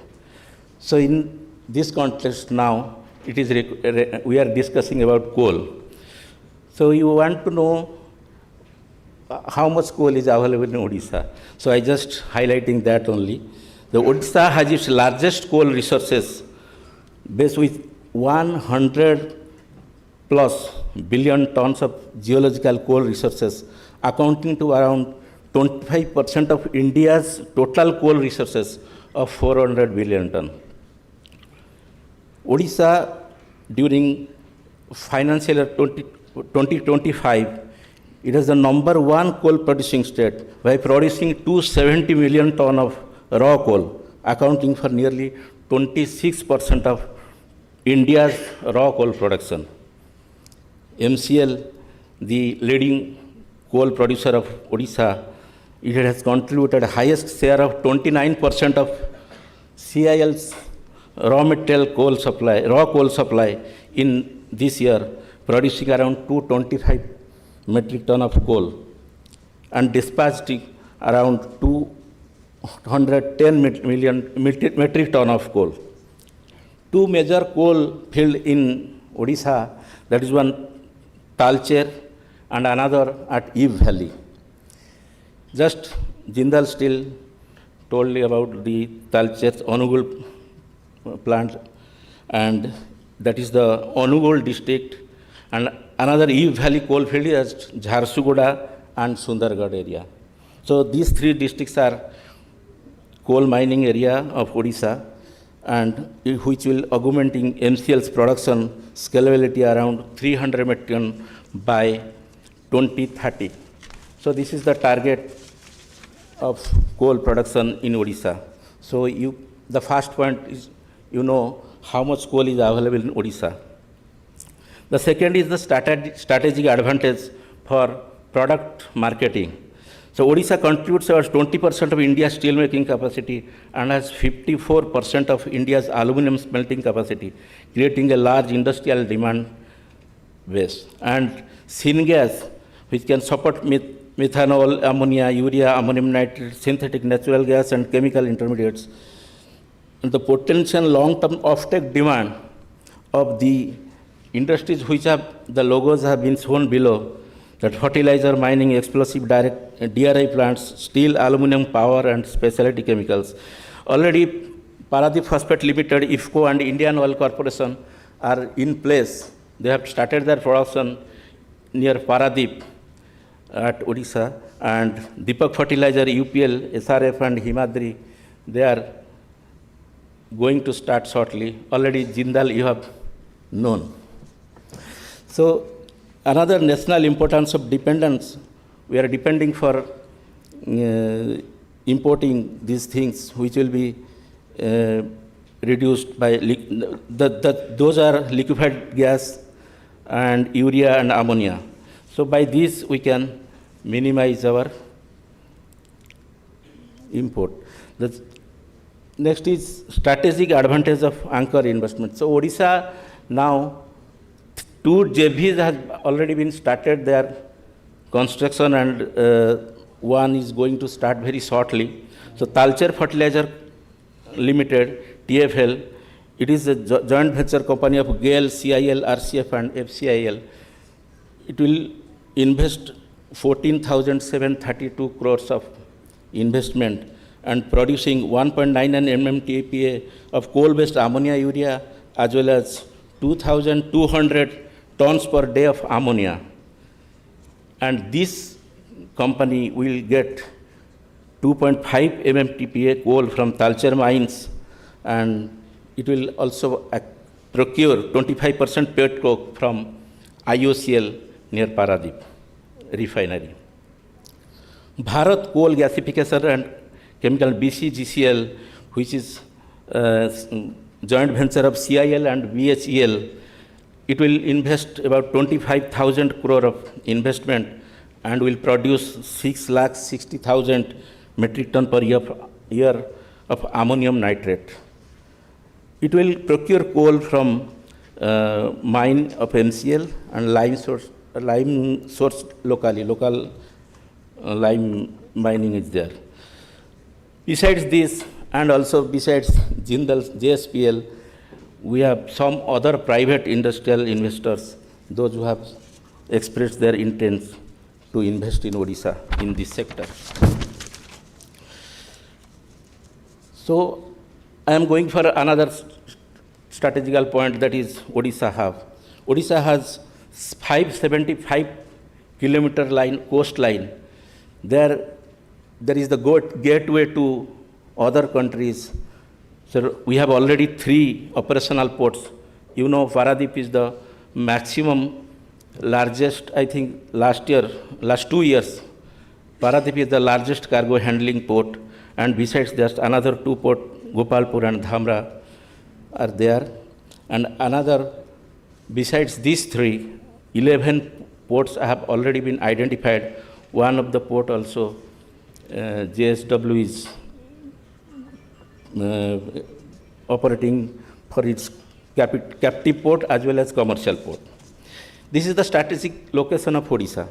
And the next point I want to express regarding you, that there is another vital point. If you want to run a successful industry, you want skilled, productive and disciplined workforce for your industry. And Odisha is having World Skill Center and a different type of skilling institutions. Those are like IIT, IIM, and KIT and all. These are producing skilled manpower, which will be definitely helpful for you if you are going for setting this type of industry. Any investment intent comes after approval by government. The Chief Minister of Odisha, Honorable Chief Minister of Odisha, is monitoring this through a dashboard, which is regularly monitoring it, where the work of the industry is stuck off and how to resolve that issue. So there will be no problem for any industry to ground and start its production as early as they want. And regarding best-in-class of facilitation, I just want to remind the last 2024 Ease of Doing Business ranking, Odisha got the Top Achiever State Award by implementing 98% of reforms. Also, in deregulation 1.0, Odisha is declared awarded as leader state by implementing 100% of priority area, 23 out of 23. These are all facilitation, and you might be, those who are already working on it, industrialization in Odisha, they might have well known about Go Swift, Government of Odisha, single window investors facilitation and tracking. This is a very vital and investor friendly portal which have already launched much before the national single window portal.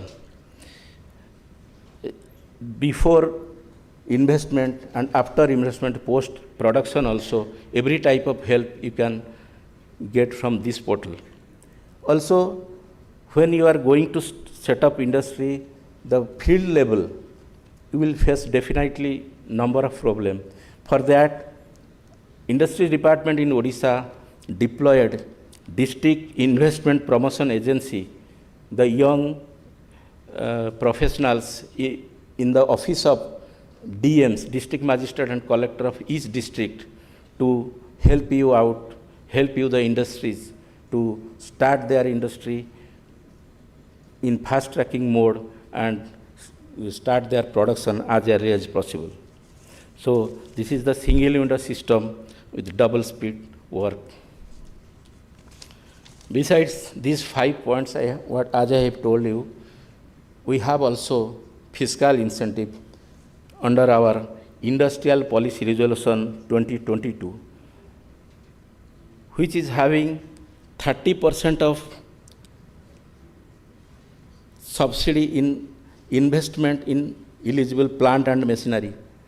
The plant and machinery you have invested in your plant, if it is under chemical and petrochemical categories, it is coming under thrust sector. We are having 2 type of basic sectorized industries. We are helping through IPR, that is Industry Policy Resolution 22, that is priority and thrust.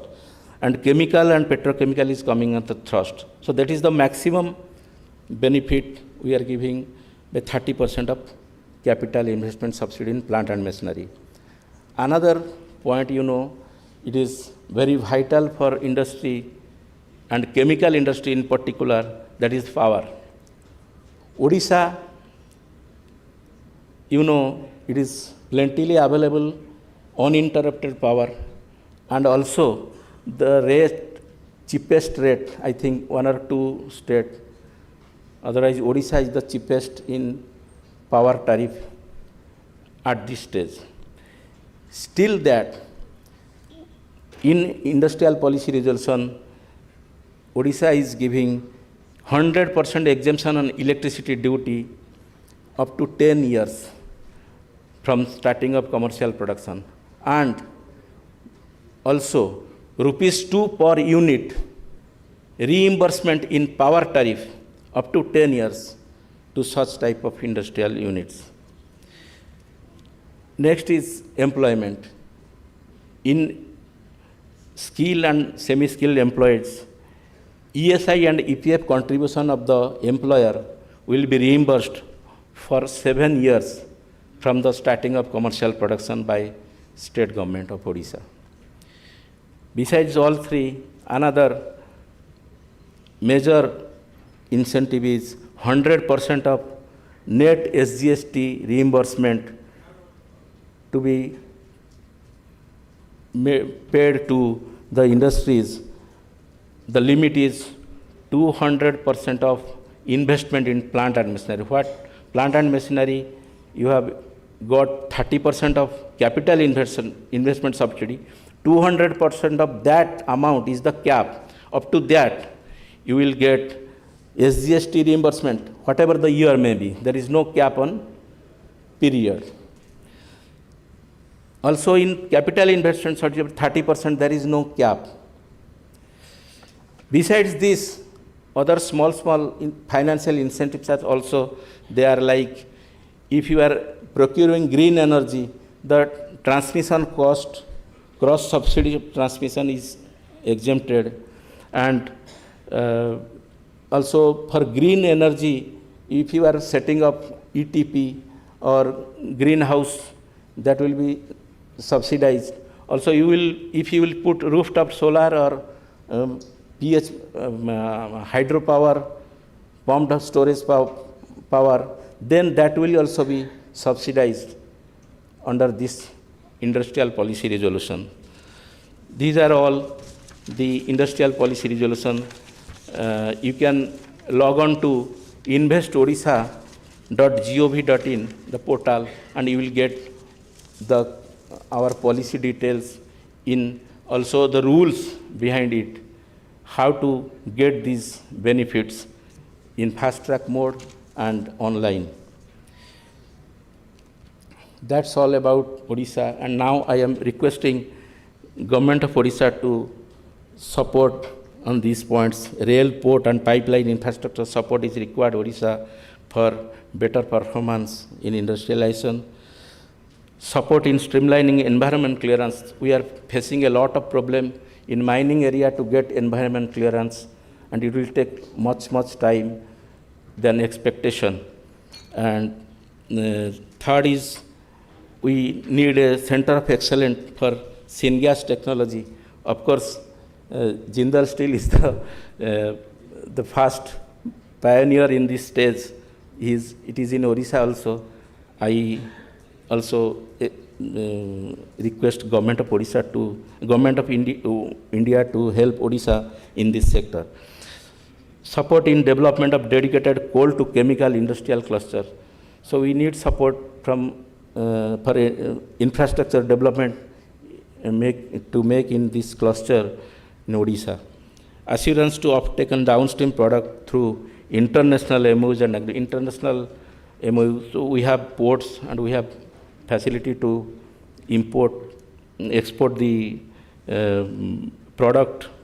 So we need such type of help from Government of India. Further, the central public sector undertaking required more number of central public sector to invest in Odisha as an anchor investor in this state. Further, finally, the long-term coal linkage assurance, we requested to MCL to our Odisha's only corporation to be helped by CIL to explore the assurance and get more and more coal for industrial units of Odisha. Thank you. Jai Jagannath.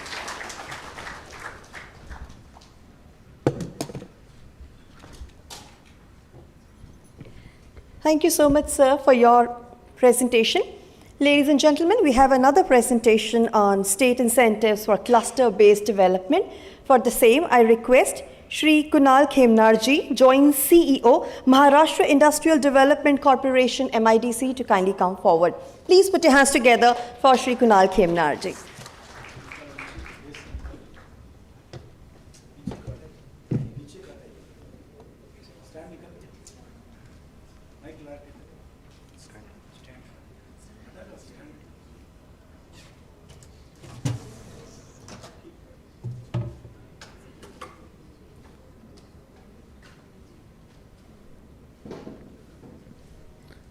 Honorable Minister Sir, Honorable Secretary Sir, all the esteemed dignitaries on the dais of the dais, I thank you all of you for giving me opportunity to present a brief policy outline on coal gasification and downstream derivatives in state of Maharashtra. Presentation.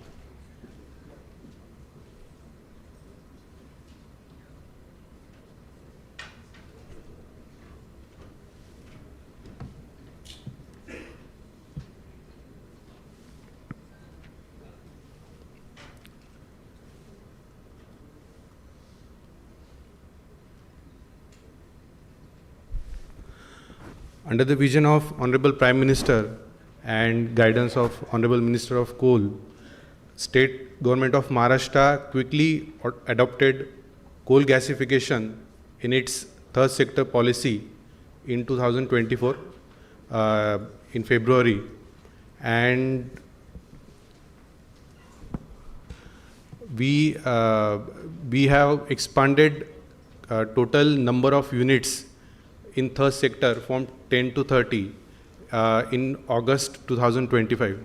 As Honorable Secretary Sir has said, that there is a sense of urgency and sense of purpose, and resources are finite. So at the outset itself, I urge all these stakeholders to avail this policy which Government of Maharashtra has adopted from this energy security and strategic importance point of view. Next.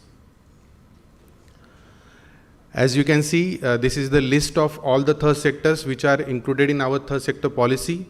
These are mainly energy related and advanced technology related, in which there is significant opportunity from point of view of Vikasit Bharat and Atmanirbhar Bharat, from point of view of technology and energy sovereignty for the country. And coal gasification is also included in this. This is the tentative list of all the incentives which are offered in this third sector policy for coal gasification projects also. I can mention few like 100% SGST reimbursement is there, stamp duty exemption is there, electricity duty exemption, employee welfare contribution, interest subsidy, power tariff subsidy. Most importantly, as again and again it is mentioned in the auditorium, that this is a technology agnostic process, and we want to develop our domestic technology capabilities. A significant portion of total incentive is also allowed for technology transfer and know-how investment in this sector or in these projects. Then there is capital vendor investment, land cost rebate is also offered, and capital subsidy up to 120% has also been offered on already onboarded project. Deliberately, figures have not been mentioned because it's a very positive competitive policy, and keeping in mind high cost, high technology which is required for these project concessioners, Cabinet subcommittee under Honorable Chief Minister it takes decision and gives a very customized package of incentive to all the projects which come to the state. And these are additional incentives with other common package of incentives which state government already offer to other ultra and mega projects.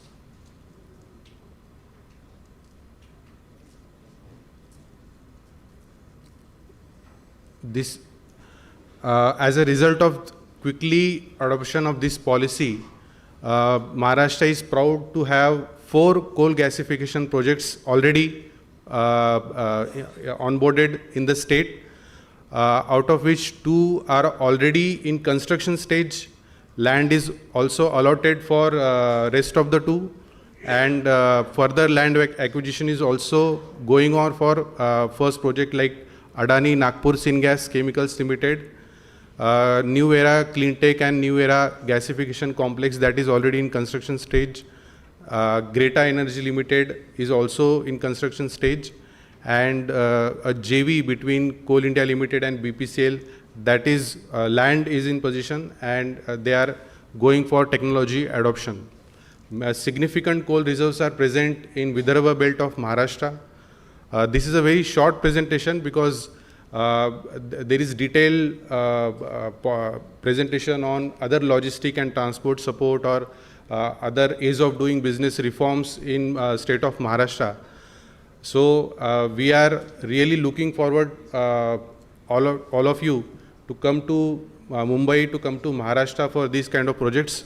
Honorable Principal Secretary's point of contact to handhold these projects, to offer incentives regarding all these projects. And sir, we are also looking forward for a roadshow dedicated to this coal gasification project itself in Mumbai very soon, where we can interact with you in more detail on one-to-one basis, and also showcase our entire ecosystem and also already ongoing projects. Thank you so much, sir, again.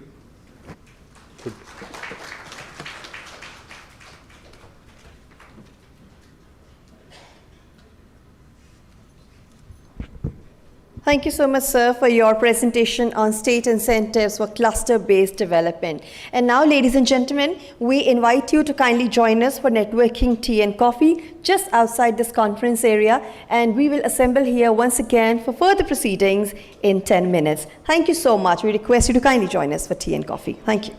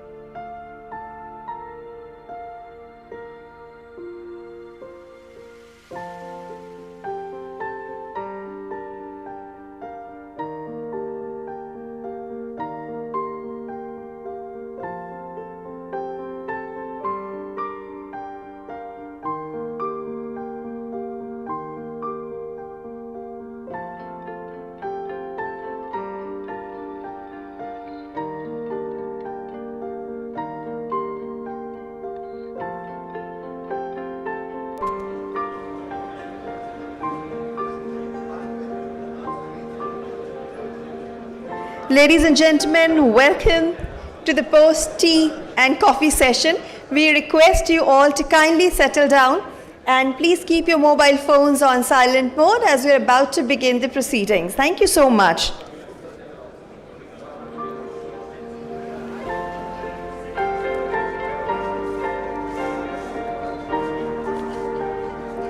We request all of you to kindly settle down as we're about to begin the further proceedings. Please keep your mobile phones on silent mode as we're about to have special addresses both from our chief guest and guest of honor.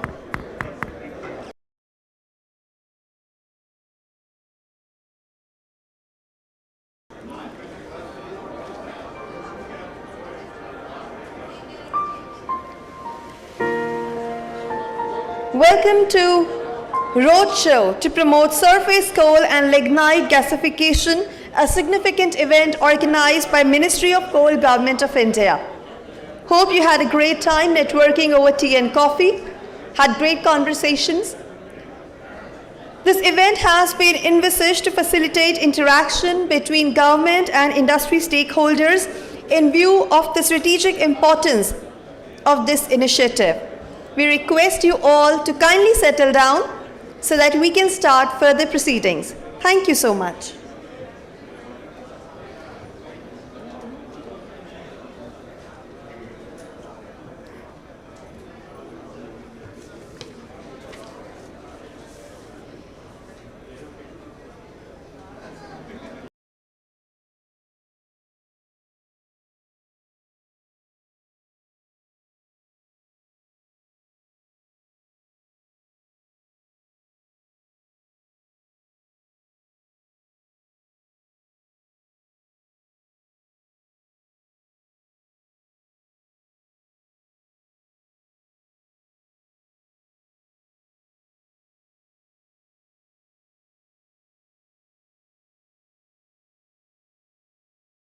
And lignite gasification. We once again humbly request all of you to kindly settle down so that we can begin further proceedings. Once again, we welcome our Honorable Chief Guest, Shri G. Kishan Reddy Ji, Honorable Union Minister of Coal and Mines, Government of India. Our guest of honor, Shri Satish Chandra Dubey Ji, Honorable Union Minister of State of Coal and Mines, Government of India. Shri Vikram Devdutt Ji, Secretary, Ministry of Coal, Government of India. Shri Sanoj Kumar Jha Ji, Additional Secretary, Ministry of Coal, Government of India. Shri B. Sai Ram Ji, Chairman, Coal India Limited, along with all the stakeholders, presidents, directors, chairpersons, CEOs and distinguished guests present here today. After all the important presentations on scheme for promotion of surface coal and lignite gasification projects, as well as on state incentives for cluster-based development, it's now time for the special addresses. I request all of you to kindly assemble in the conference area. Please settle down and keep your mobile phones on silent mode as you're about to hear from our Honorable Chief Guest and Guest of Honor. Thank you so much.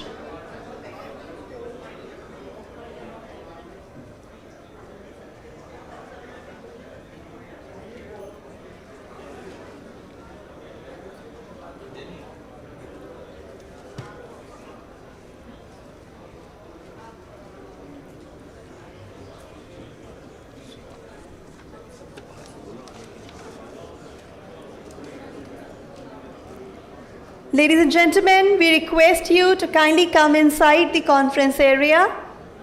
Please settle down and keep your mobile phones in silent mode. Thank you.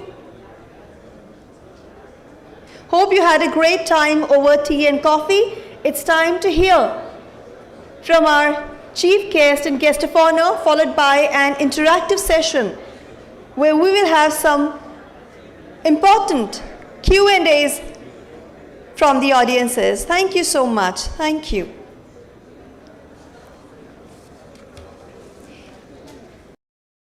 आप सभी का बहुत बहुत स्वागत है। A roadshow to promote surface coal and lignite gasification, a wonderful initiative by the Ministry of Coal, Government of India.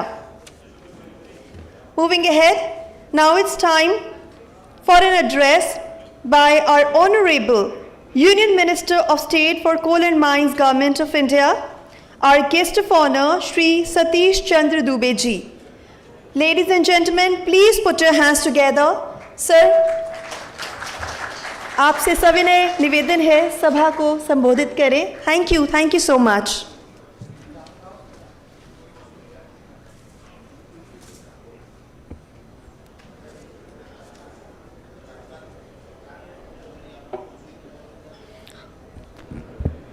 माननीय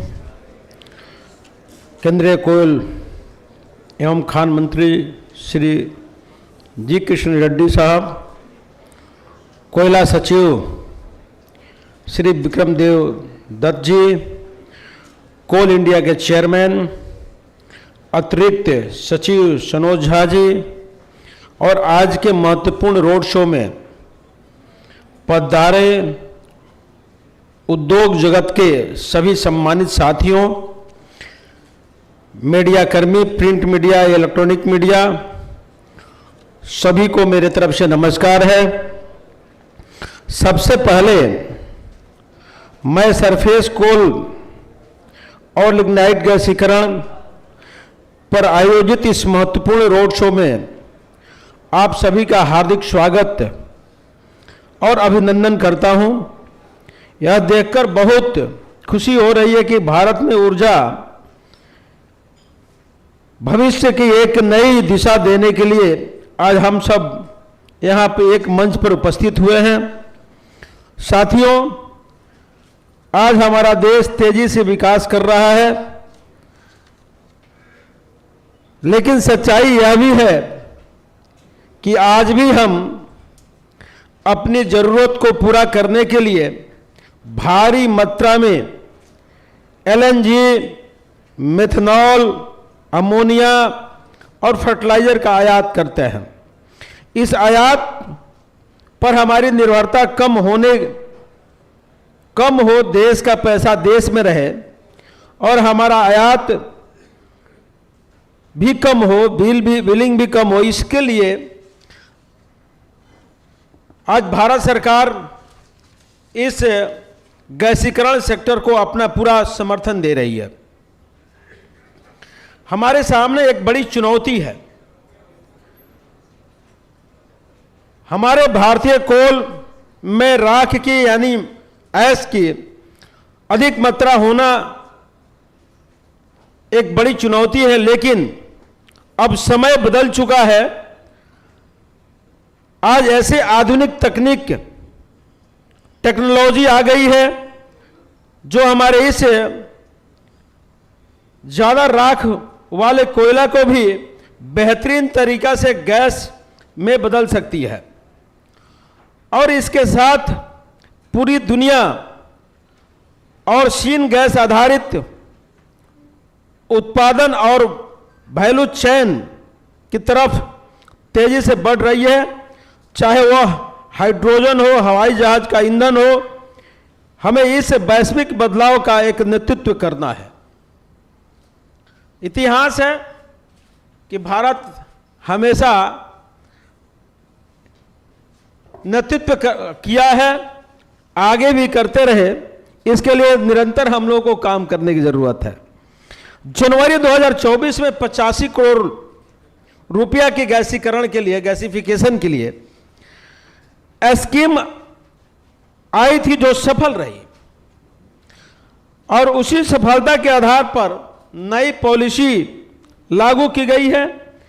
नई scheme में जो प्रावधान किए गए हैं, जो पुरानी स्कीम पर बाजार की प्रतिक्रिया ध्यान में रखकर किया गया है, इस दिशा में कदम बढ़ाते हुए इस स्कीम को हमने देश के सभी राष्ट्रीय प्राथमिकताओं को एक साथ पिरोया है, एक साथ जोड़ा है। मेक इन इंडिया, आत्मनिर्भर भारत, ऊर्जा सुरक्षा, रोजगार सृजन एवं एडवांस मैन्युफैक्चरिंग, इसके साथ अभी अभी हाल फिलहाल कैबिनेट में भारत सरकार ने आदरणीय हमारे सीनियर कैबिनेट मिनिस्टर जी किशन रेड्डी जी का प्रयास से 37,500 करोड़ रुपया गैसिफिकेशन योजना के तहत विशेष प्रावधान रखे गए हैं और उसका उद्देश्य यही है कि इस क्षेत्र में आने वाले निवेशकों को एक मजबूत सुरक्षित आधार मिले ताकि बड़े पैमाने पर हम काम को कर सकें। यह गैसीकरण योजना पूरी तरह से ओपन है।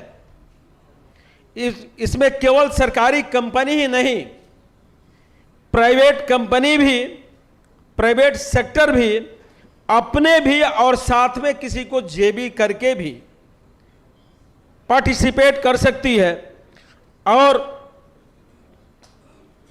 साथ साथ चाहे तो कोई भी कस्टोडियम बनाकर आए, सरकार खुले दिल से आपका स्वागत करती है। सरकार समर्थन करना चाहती है कि हम जल्द इस पे बढ़िया से बढ़िया स्कीम बना के और काम कर सकें। हमने इस योजना में हम किसी एक विशेष तकनीकी से बंधे नहीं हैं। जो भी तकनीक हमारे भारतीय कोयले पर सबसे अच्छा किफ़ायती परफॉर्म करेगी, हम उसी को आगे बढ़ाएंगे। हम कोई बाध्य नहीं है कि हम कहाँ के टेक्नोलॉजी ला के काम कर सकेंगे। अभी अभी हम लोग प्रदर्शनी देख रहे थे, तो भारत के भी टेक्नोलॉजी पे आधारित कुछ प्रदर्शनी लगा हुआ है मेक इन इंडिया के माध्यम से। हम विशेष रूप से पीट हेड प्रोजेक्ट,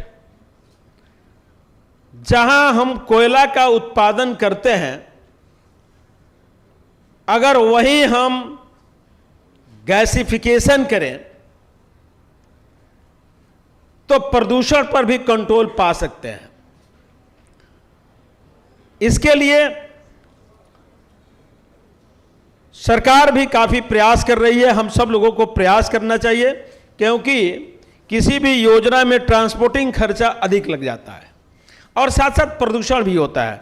खर्च भी हम बचाने का प्रयास करें, प्रदूषण पर भी कंट्रोल कर पाएं। इसके लिए पीक हीट पे हम जहां कोयला का उत्पादन करते हैं वहीं हम अपना लगभग कोशिश करें कि वहीं से हम काम करें। एक उद्योगपति के तौर पर आपकी सबसे बड़ी चिंता कच्चे माल का निरंतर रहती है, इसलिए हमने यह सुनिश्चित किया है कि आपके प्रोजेक्ट के साथ हम 30 साल के लिंकेज कोल का देंगे, सरकार देगी, कोयला विभाग देगा, कि अब आपको कोल के लिए, पहले कभी जमाना था कि कोल के लिए दौड़ना पड़ता था। आदरणीय मोदी जी की सरकार आने के बाद अब दौड़ना नहीं पड़ता है। आप जैसे कोई प्रोजेक्ट डालने का प्रयास करते हैं वैसा ही आपको कोल लिंकेज दे दी जाती है। और हम लगातार अच्छे काम करने के लिए प्रयास कर रहे हैं हम सब लोग। सबसे अच्छी बात यह है कि इस स्कीम के तहत आपको जो भी इंसेंटिव का लाभ मिलेगा वह कमर्शियल कोल माइनिंग के तहत मिलने वाले या दूसरे अधिकारों पर कोई विपरीत असर नहीं पड़ेगा। हम बंधे हुए नहीं हैं, हम दोनों साइड से प्रयास कर सकते हैं, लाभ ले सकते हैं। आप दोनों नीतियों का फायदा एक साथ उठा सकते हैं। साथियों, माननीय प्रधानमंत्री जी का आत्मनिर्भर भारत और 2047 तक भारत का एक विकसित राष्ट्र बनाने के लिए जो महान लक्ष्य है वह केवल सरकार के प्रयासों से हासिल नहीं हो सकता।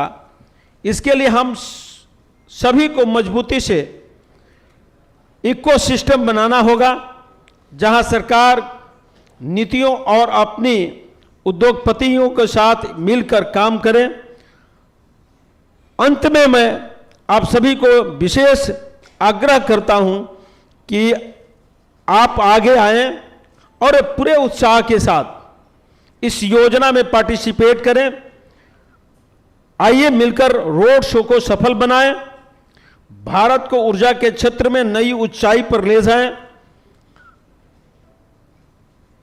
और एक बार फिर आप सभी लोगों को इस रोड शो में अपना कीमती समय देकर भारत के उत्थान के लिए आदरणीय मोदी जी की सोच के साथ खड़े होने के लिए अपना समय, बहुमूल्य समय निकालकर नए सोच के साथ आप जो प्रयास कर रहे हैं, मेरे तरफ से बहुत बहुत स्वागत है, अभिनंदन है, बधाई है कि बिना हम सब लोगों के प्रयास से आदरणीय प्रधानमंत्री जी का सपना जो है, विजन है, हम पूरा नहीं कर पाएंगे। भारत के 140 करोड़ जो आबादी है, आदरणीय प्रधानमंत्री जी अपना परिवार मानते हैं और अपने परिवार को सजाने के लिए चाहे उद्योगपति पैसा के बदौलत या हम मजदूर लोग, गरीब लोग अपने मेहनत के बदौलत भारत को सजाने का दृढ़ संकल्पित होना पड़ेगा।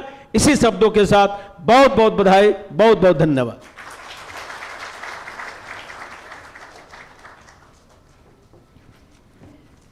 माननीय मंत्री जी, प्रेरणा से भरे आपके शब्दों और प्रोत्साहन के लिए आपका बहुत बहुत धन्यवाद। Ladies and gentlemen, now it's time for a special address by our honorable chief guest, Honorable Union Minister for Coal and Mines, Government of India, Shri G. Kishan Reddy ji. Please put your hands together for our Honorable Union Minister for Coal and Mines, Government of India. Sir, we request you to kindly address the gathering. Thank you.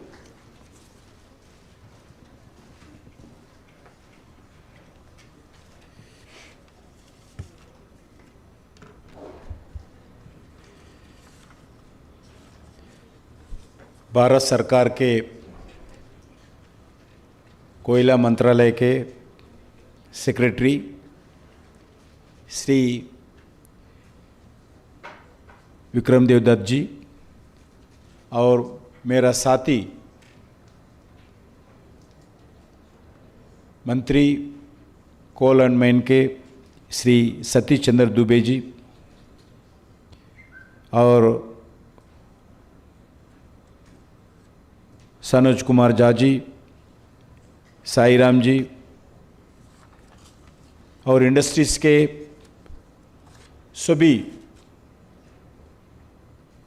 प्रतिनिधिगण और CEOs, MDs, startups and researchers, Bharat सरकार के और state governments के सभी PSUs के representatives और respected delegates, आप सबको मैं हृदय से जो समय निकाल कर आप लोग आए हैं, मिनिस्ट्री की तरफ से, मेरे तरफ से भी आप सब लोगों को मैं हृदय से अभिनंदन करता हूं। भारत सरकार के कोल गैसिफिकेशन इनिशिएटिव और कोल सेक्टर का और एनर्जी फ्यूचर की दिशा में ये बड़ा कदम है, क्योंकि आज़ाद के बाद हो, आज़ाद के पहले से भी हो, लगभग 1774 में पश्चिम बंगाल में रानीगंज में पहले कोल माइन शुरू हुआ। लगभग 252 साल के पहले से, मगर उसके बाद जितने भी कोल सेक्टर में काम हुआ है जितने भी इनिशिएटिव्स प्राइवेट सेक्टर में, गवर्नमेंट सेक्टर में ब्रिटिश के समय जितने भी हुआ है, उसके बाद एक नया कोल सेक्टर में नया रेवोल्यूशन इस कोल गैसिफिकेशन के द्वारा भारत सरकार के द्वारा भारत में आज के बाद, इस कार्यक्रम के बाद शुरू होने वाला है। क्योंकि आपको मालूम है नरेंद्र मोदी जी के नेतृत्व में कोल सेक्टर में हम नया नया अलग अलग रिफॉर्म्स ला रहे हैं। 2014 के पहले भी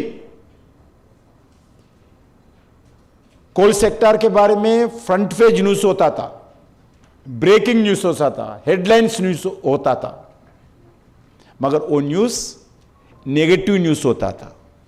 2014 के पहले जितने भी कोल सेक्टर के news front page, head news, breaking news होता था, वो सब नेगेटिव न्यूज भारत में प्रचार प्रसार होता था। सेक्टर के लिए ऑफिसर हो, सरकार हो और इस सेक्टर में काम करने वाले प्राइवेट के जितने भी एंटरप्रेन्योर्स हो, सभी लोगों का डरते रहते थे क्या होता है। मगर आज मैं विश्वास के साथ 2014 के बाद नरेंद्र मोदी जी सरकार आने के बाद ये पॉजिटिव और नया इनिशिएटिव्स इस सेक्टर में लाए हैं। इसीलिए 14 से आज तक जो 12 साल हुआ है, जितने भी काम हुआ है, कंस्ट्रक्टिवली काम हुआ है, रिफॉर्म्स के साथ काम हुआ है, आज रिफॉर्म एक्सप्रेस के साथ काम होने वाला है, होगा। जो कि 2047 में जो विकसित भारत का कल्पना है नरेंद्र मोदी जी का, उस कल्पना को आगे ले जाने के लिए हमारा कोल मिनिस्ट्री, कोल सेक्टर भी एक बड़ा जिम्मेदारी के साथ हम आगे बढ़ना है। इसके लिए कोल गैसिफिकेशन एक बड़ा उसमें रोल प्ले करना है। इसके लिए मैं आप सब लोगों का सहयोग चाहता हूं। मित्रों, आज इस स्कीम के कुछ वर्षों से चर्चा हो रहा था आदरणीय प्रधानमंत्री जी के साथ, हमारा मिनिस्ट्री के अंदर स्टेक होल्डर्स के साथ, स्टेट गवर्नमेंट्स के साथ लगातार चर्चा हो रहा था। आज प्रधानमंत्री नरेंद्र मोदी जी के मार्गदर्शन पर देश में कोल गैसिफिकेशन एक मजबूत इकोसिस्टम बनाने के लिए हम पूरे कमिटमेंट के साथ काम कर रहे हैं। आज इसी दिशा में पहले 8,500 करोड़ का फर्स्ट फेज इंसेंटिव स्कीम शुरू किया है। आज उसमें 8 प्रोजेक्ट्स का सैंक्शन भी किया है बहुत कम समय में। इस 8 प्रोजेक्ट्स में लगभग 4 प्रोजेक्ट्स का पूरा काम फील्ड पे शुरू किया है और कुछ बचे हुए 8 प्रोजेक्ट्स में भी अभी बहुत कुछ आगे बढ़ रहे हैं, जल्दी भी उसका भी काम शुरू होगा। हाल ही में केंद्र सरकार में अभी 37,500 करोड़ का ये second phase coal gasification incentive scheme का कैबिनेट ने अप्रूवल किया है। कम समय में इसका गाइडलाइंस तैयार करते हुए हमारा मिनिस्ट्री, पूरे सेक्रेटरी और अन्य टीम कम समय में पूरे डिटेल के साथ आपके सामने इस इंसेंटिव स्कीम्स का जो डायरा तैयार करके इस रोड शो के द्वारा आपके बीच में आए हैं। इतना कम समय में जो कैबिनेट अप्रूवल के बाद आपके बीच में आना, ये नरेंद्र मोदी जी सरकार जो काम करते हैं इसका एक एग्जाम्पल मैं इस स्कीम के द्वारा मैं आपके सामने बताना चाहता हूं। मित्रों, क्योंकि कोल सेक्टर के द्वारा जो देश में बड़ा जिम्मेदारी के साथ 14 साल से काम कर रहे हैं, क्योंकि जो देश का जो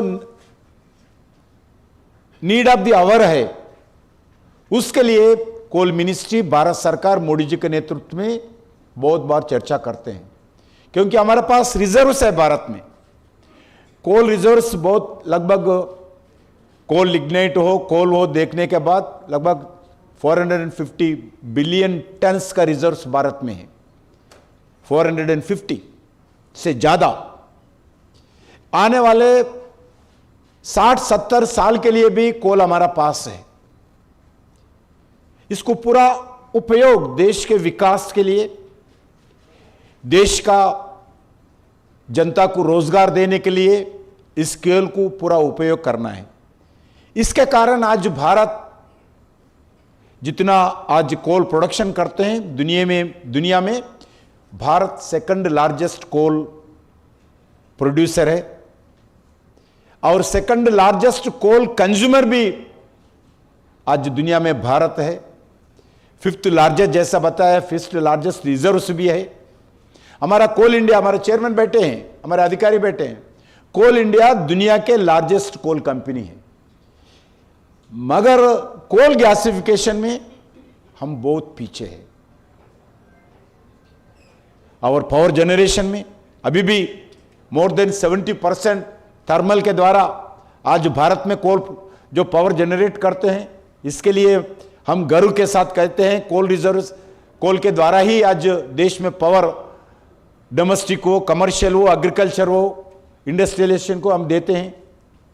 मगर जो हम पीछे है कोल गैसिफिकेशन के, अलग अलग देश, US, Australia, African countries, China, सभी देश अलग अलग आगे हैं गैसिफिकेशन में। इसलिए जो आज देश में आज दुनिया में जो एक वार सिचुएशन है, इकोनॉमिकल क्राइसिस है, उस दृष्टिकोण से कोल गैसिफिकेशन हमारे लिए, देश के लिए in need of the hour है। इसीलिए नरेंद्र मोदी जी के नेतृत्व में कम समय में इस विषय पर चर्चा करते हुए आप सब लोगों से आज गैसिफिकेशन के रास्ता में आगे बढ़ना चाहते हैं। अलग अलग इनिशिएटिव्स भी दिया है। टेक्नोलॉजी जो कंट्री से ला सकते हैं, लाना चाहिए, आप लोगों को छोड़ा छूट दिया है। उसमें कोई भारत सरकार से कोई उसमें रुकावट नहीं है। और पहली बार लगभग 46,000 करोड़ का इंसेंटिव्स भी दे रहे भारत सरकार की तरफ से। हम स्टेट गवर्नमेंट से लगातार चर्चा कर रहे। 2 गवर्नमेंट इस कम समय में अच्छे स्कीम लेकर आया, वो प्रेजेंटेशन भी किया है, उड़ीसा और महाराष्ट्र और अलग अलग स्टेट्स, छत्तीसगढ़ हो, मध्य प्रदेश हो, झारखंड हो, आंध्र प्रदेश हो, तेलंगाना हो, असम हो, ऐसी स्टेट्स में भी ये पॉलिसी लाना चाहिए। उस स्टेट से मुख्यमंत्रियों से बातचीत करें, कम समय के अंदर वो भी कुछ पॉलिसी लेके आपके बीच में आएंगे। अभी वेस्ट बंगाल में नया सरकार आया, मेरा पूरा विश्वास है वेस्ट बंगाल में भी आप लोगों का इन्वेस्टमेंट इस कोल गैसिफिकेशन के लिए आना चाहिए। मित्रों, आज मैं फिर एक बात बताना चाहता हूं, सरकार के रेवेन्यू के लिए इस स्कीम हम नहीं लाया है। सरकार को रेवेन्यू के द्वारा इनकम आना चाहिए, इसके लिए हम स्कीम नहीं लाए हैं।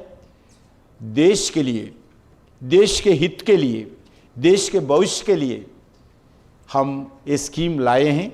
ये आप सब लोग इस विषय में मन पे रखते हुए आप लोग पूरा इस एक्टिविटी में भाग लेना चाहिए। मैं जैसा बताया 2 हफ्ते के अंदर जैसा कैबिनेट अप्रूवल किया है, अप्रूवल के बाद 2 हफ्ते के अंदर पूरा गाइडलाइंस के साथ डे एंड नाइट हमारा मिनिस्ट्री, हमारा अधिकारीगण काम करते आपके बीच में इस एक पूरा एक्शन प्लान के साथ आए हैं। इसमें भी पूरा ट्रांसपेरेंसी के साथ काम होगा। सरकार की तरफ से और सुझाव दे सकते हैं आप लोग, हम तो तय किया है, हम ट्रांसपेरेंसी के साथ इस बीच में आपके बीच में आए। इसमें हम चाहते हैं पूरे लोग आगे आइए। ये सिर्फ 46,000 करोड़ का इंसेंटिव को सीमित नहीं है। आप लोग जितना बढ़ चढ़कर आप आगे आते हैं, भारत सरकार और भी हम आने वाले दिन में इस इंसेंटिव स्कीम और लाने के लिए हम कोई पीछे नहीं हटेंगे। बाल इन्वेस्टर्स के बीच में है, बाल इन्वेस्टर के कोर्ट में है। हम जो काला बाल आपको दिया है और इसमें और जितना आप लोग आगे आते हैं, जितने अच्छे टेक्नोलॉजी लेके आते हैं, जितने कम समय में आज इस एक्टिविटी को आगे बढ़ाते हुए देश के लिए मिलकर काम करेंगे, उतने भारत सरकार भी और आपके साथ अब आगे चलने के लिए तैयार है। मैं अभी जिंदाल से बात किया हूं, जो 8,500 करोड़ के अंदर उनका भी एक प्रोजेक्ट है। मैं उनसे पूछा हूं कब होगा। सितंबर के अंदर उनका सिन गैस का प्रोडक्शन, गैसिफिकेशन का एक्टिविटी शुरू होने वाला है इसी सितंबर के अंदर। इसीलिए मैं अनुरोध करता हूं जितना जल्दी हो सकते हैं इस एक्टिविटी में भारत सरकार हाथ बढ़ा रही, आप उससे उन हाथ से मिलाकर जितना जल्दी हो सकता है उतना जल्दी काम करिए। जो भी कोल जो लिंकेज है, स्टेट गवर्नमेंट का इनिशिएटिव्स है, भारत सरकार का इनिशिएटिव्स है, भारत सरकार का इंसेंटिव्स है, आप सब मिलकर इसमें आगे बढ़ना चाहिए। मैं जो कमर्शियल कोल माइनिंग्स में है, मैं उनसे भी अनुरोध करता हूं, आपका जो माइनिंग एरिया है उस एरिया में भी हमारा पीएसयू से भी मैं अनुरोध करता हूं, आप उसी एरिया में आप गैसिफिकेशन का एक्टिविटी करो। आपको कोल लिंकेज का जरूरत नहीं है, खुद का कोल है। लैंड का जरूरत नहीं है, खुद का लैंड है। पावर कनेक्टिविटी है, रोड कनेक्टिविटी है, और आपका ऑफिशियल एडमिनिस्ट्रेशन का स्टाफ उसी एरिया में है, पूरे एस्टैब्लिशमेंट है। जो सिर्फ आप इक्विपमेंट खरीदना है, इक्विपमेंट में भी भारत सरकार जो इंसेंटिव्स दे रहे, जैसा एग्जिस्टिंग कोल माइन्स है, कमर्शियल हो, पीएसयूज को, उनके लिए बहुत अच्छे स्कीम ये होगा। और हमारा सेक्रेटरी क्लैरिटी दिया है, जो स्टेट गवर्नमेंट जितने भी इंसेंटिव देती है, भारत सरकार इंसेंटिव के लिए कोई बार नहीं है, वो भी ले सकते हैं आप लोग। इसलिए ये स्कीम को देखते हुए आप लोग इसमें रोड शो में अपना व्यू शेयर करें। ग्राउंड लेवल में जो भी चैलेंजेस आप एक्सपेक्ट करें उसको दूर करने के लिए सरकार क्या करना चाहिए, सुझाव देना चाहिए। प्रैक्टिकल फीडबैक, क्योंकि मैं पहले बता चुका हूं इस स्कीम के तहत हम सीमित नहीं है। आने वाले दिन में जो भारत के लिए जो आज इश्यूज है, क्योंकि आपको मालूम है आज भारत जो वार के कारण जो टेंशन है दुनिया में, इसके कारण अलग अलग हम समस्या फेस करना पड़ा। उसको दूर करने के लिए कोल गैसिफिकेशन का एक्टिविटी एक समाधान होगा आने वाले दिन में। हर साल लगभग 3 लाख करोड़ रुपए जो आज कोल गैसिफिकेशन के द्वारा जो प्रोडक्ट होता है उसके इंपोर्ट के लिए हम खर्च करते हैं हर साल। वो भी जो रेट्स में भी कोई अलग अलग समस्या हम झेलना पड़ता है। इसके लिए मैं आप लोगों से अनुरोध करता हूं, ये आने वाले दिन में भारत के लिए भी हो और एंटरप्रेन्योरशिप के लिए भी हो, स्टेक होल्डर्स के लिए भी हो, कोल गैसिफिकेशन एक बड़ा कदम होगा। जो सिन गैस के द्वारा जो प्रोडक्ट्स आते हैं उसके लिए भी fertiliser, chemicals, petrochemicals, hydrogen, steel, transport fuels जैसे एडवांस्ड मैन्युफैक्चरिंग सेक्टर के लिए ये कोल गैसिफिकेशन एक बड़ा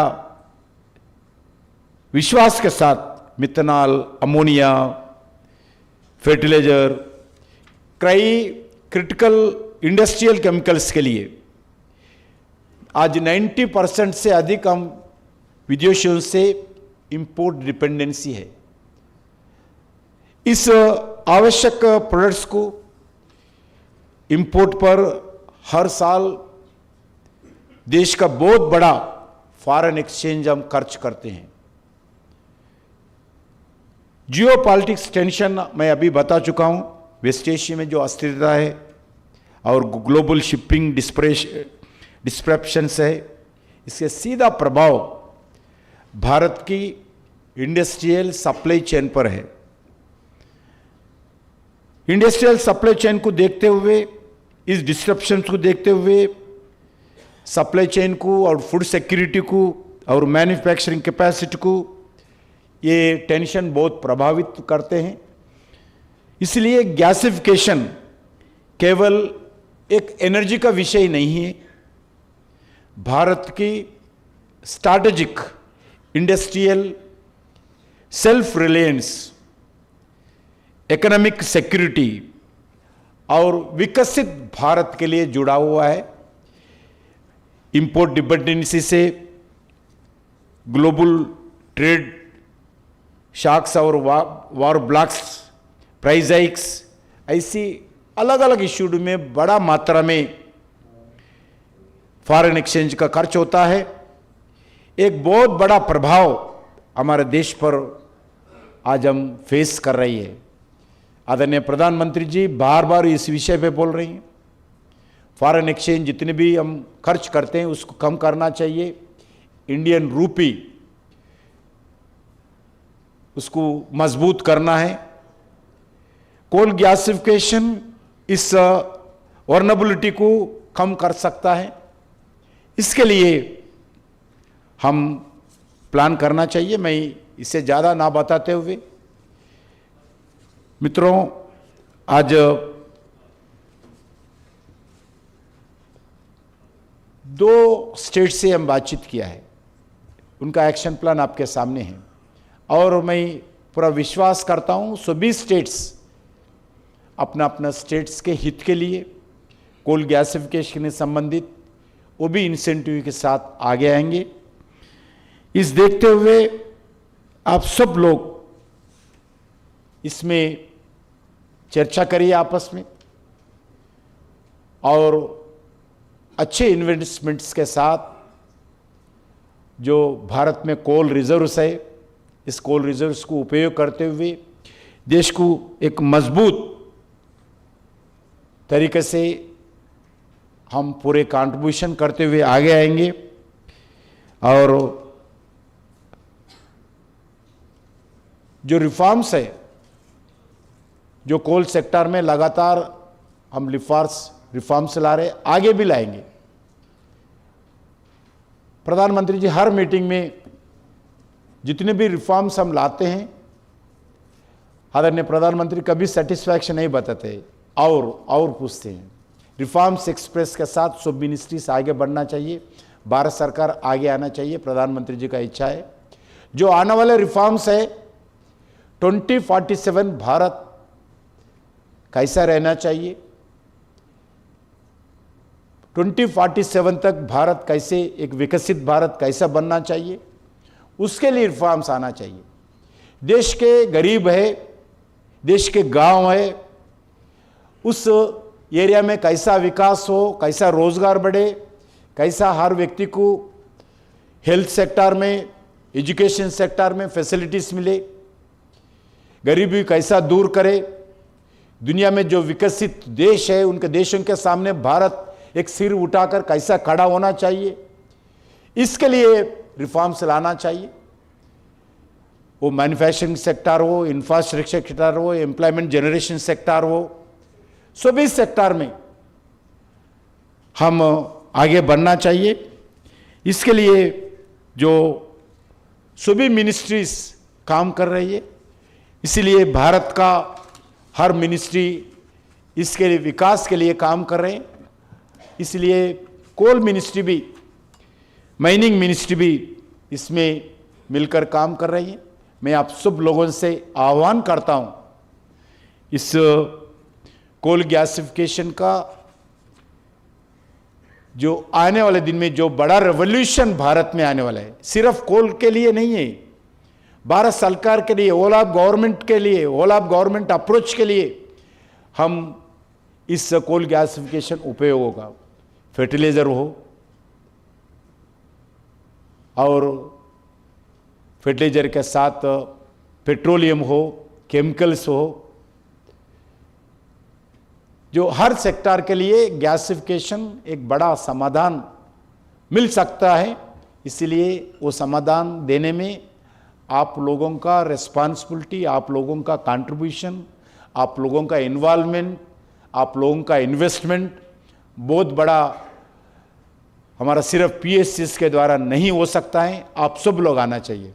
हमारा पीएससीज भी हम स्पष्ट रूप से हम प्रयास कर रहे गैसिफिकेशन में लाने के लिए, आने के लिए, मगर उससे ज़्यादा आज गवर्नमेंट ऑफ इंडिया का पॉलिसी है, आप सब लोग बढ़ चढ़ कर आना चाहिए।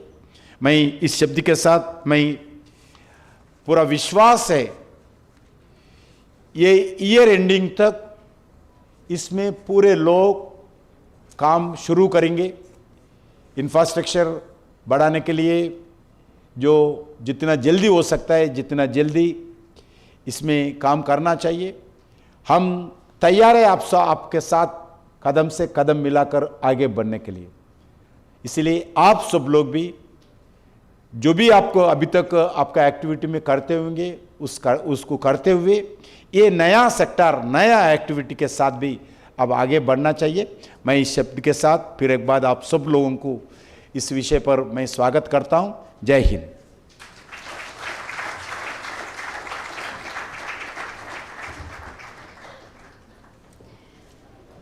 आदरणीय मंत्री जी, आपके इस विशेष संबोधन, प्रोत्साहन और प्रेरणादायक विचारों के लिए आपका बहुत बहुत आभार।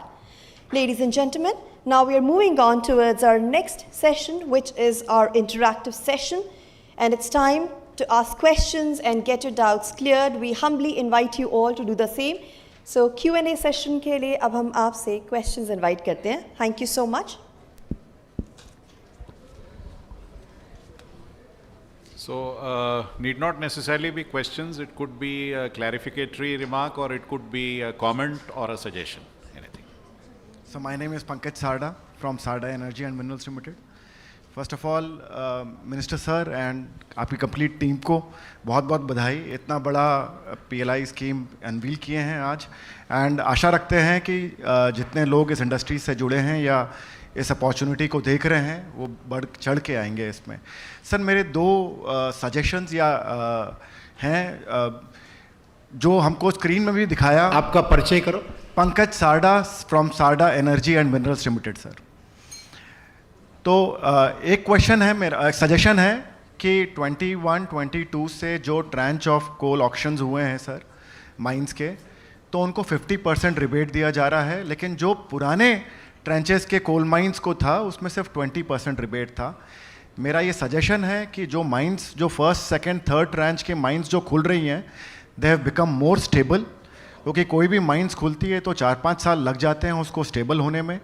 तो आई फील जो फर्स्ट सेकंड थर्ड ट्रांच की माइंस अभी जो खुल रही हैं वो स्टेबल हो रही हैं और स्टेबलाइज्ड है, तो अगर उनको 50% का रिबेट गैसिफिकेशन के लिए दिया जाएगा तो I think so they will be more inclined to avail this facility that you have. Second, एक suggestion है sir, because you will be talking to a lot of state governments, तो मेरा request है कि उनको प्लीज़ अगर अपनी तरफ से भी बोला जाए कि इंडस्ट्रीज़ को जो यूनिट पावर मिलता है that is around 6 to 7 rupees, पर लेकिन कोल माइंस को they are charging 15 to 16 rupees और unit. So on that basis, because royalty is also going to the state, the premiums are also going to the state. तो मेरा request है कि अगर उसको इंडस्ट्री का दर्जा देके अगर if they can curtail it to 5 to 6 rupees, I think so it will be great, sir. Thank you. And again, once again, congratulations. Sir. Sir, I am Varun Jindal. I am MD Dev Energy. I am into coal gasification since 2003. My one observation and clarification, the biggest revenue driver and saving of 4x for coal gasification will be substitution of LNG, propane and furnace oil, which are being used as fuel. So gasification can be easily and fastly implemented if we are targeting that sector. In the presentation, it was mentioned that the fuels as synthetic natural gas, SNG, and diesel and other fuels. But most of these cases will use syngas directly as fuel. So that need to be clarified in the policy document, because last time in the 8,000 crore policy that was not clear, and therefore lot of applications were not taken. And today these plants will be in the range of 200 crores to 1,000 crore, and their implementation time is less than 15-18 months, and the user is putting them in their own land, in the existing plant.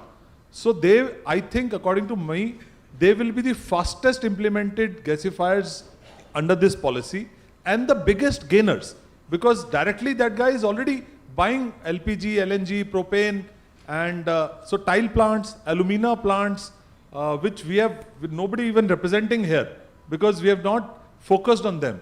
And in China, a lot of cluster applications also come up, where a PSU can set up a plant which can be which can deliver piped gas to all these units. So all that opportunity will open up once we clarify that synth gas as fuel.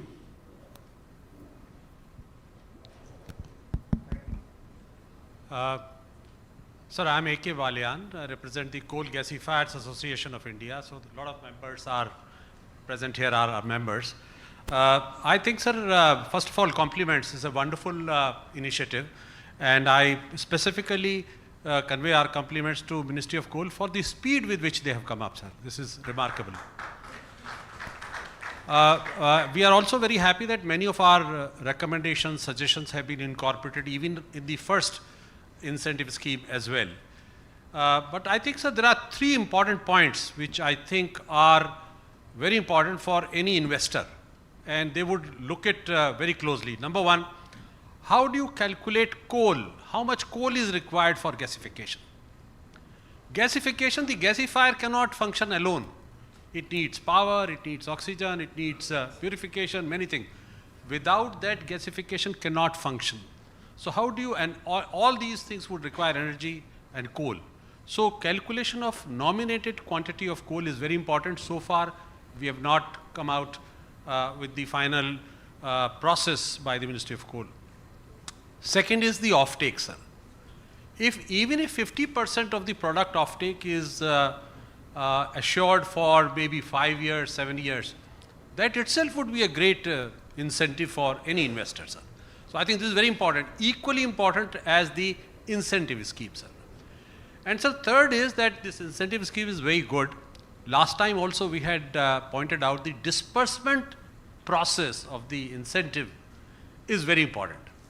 All these projects are upfront capex heavy. And I think, sir, the maximum, maybe we had suggested that around 75% of the incentive should be dispersed till the project plant is mechanically complete. Because most of the investment comes by that time. So I think this needs to be reviewed, sir. And lastly, sir, there is a large number of producer gas operators in the country, which are low-tech producers.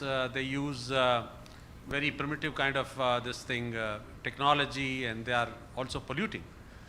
They all need to be brought in, sir, into the modern gasification process, which is much more cleaner, and they can upgrade themselves. And I hope that if this scheme is also extended to producer gas operators, also if they are provided coal at the power rate, they all would come as investor in the gasification process also. My suggestion, sir. Thank you very much again, and compliments, sir. Sir, namaskar and good afternoon. I am Sanjeev Malhotra from a company called Kaveri Naphtol. We are promoting technology for coal gasification from overseas countries. Sir, एक बहुत बड़ा issue है. Incidentally, out of the 5 most prominent countries, coal producing countries as well as coal gasification countries, one of the country lies in the neighborhood of the India.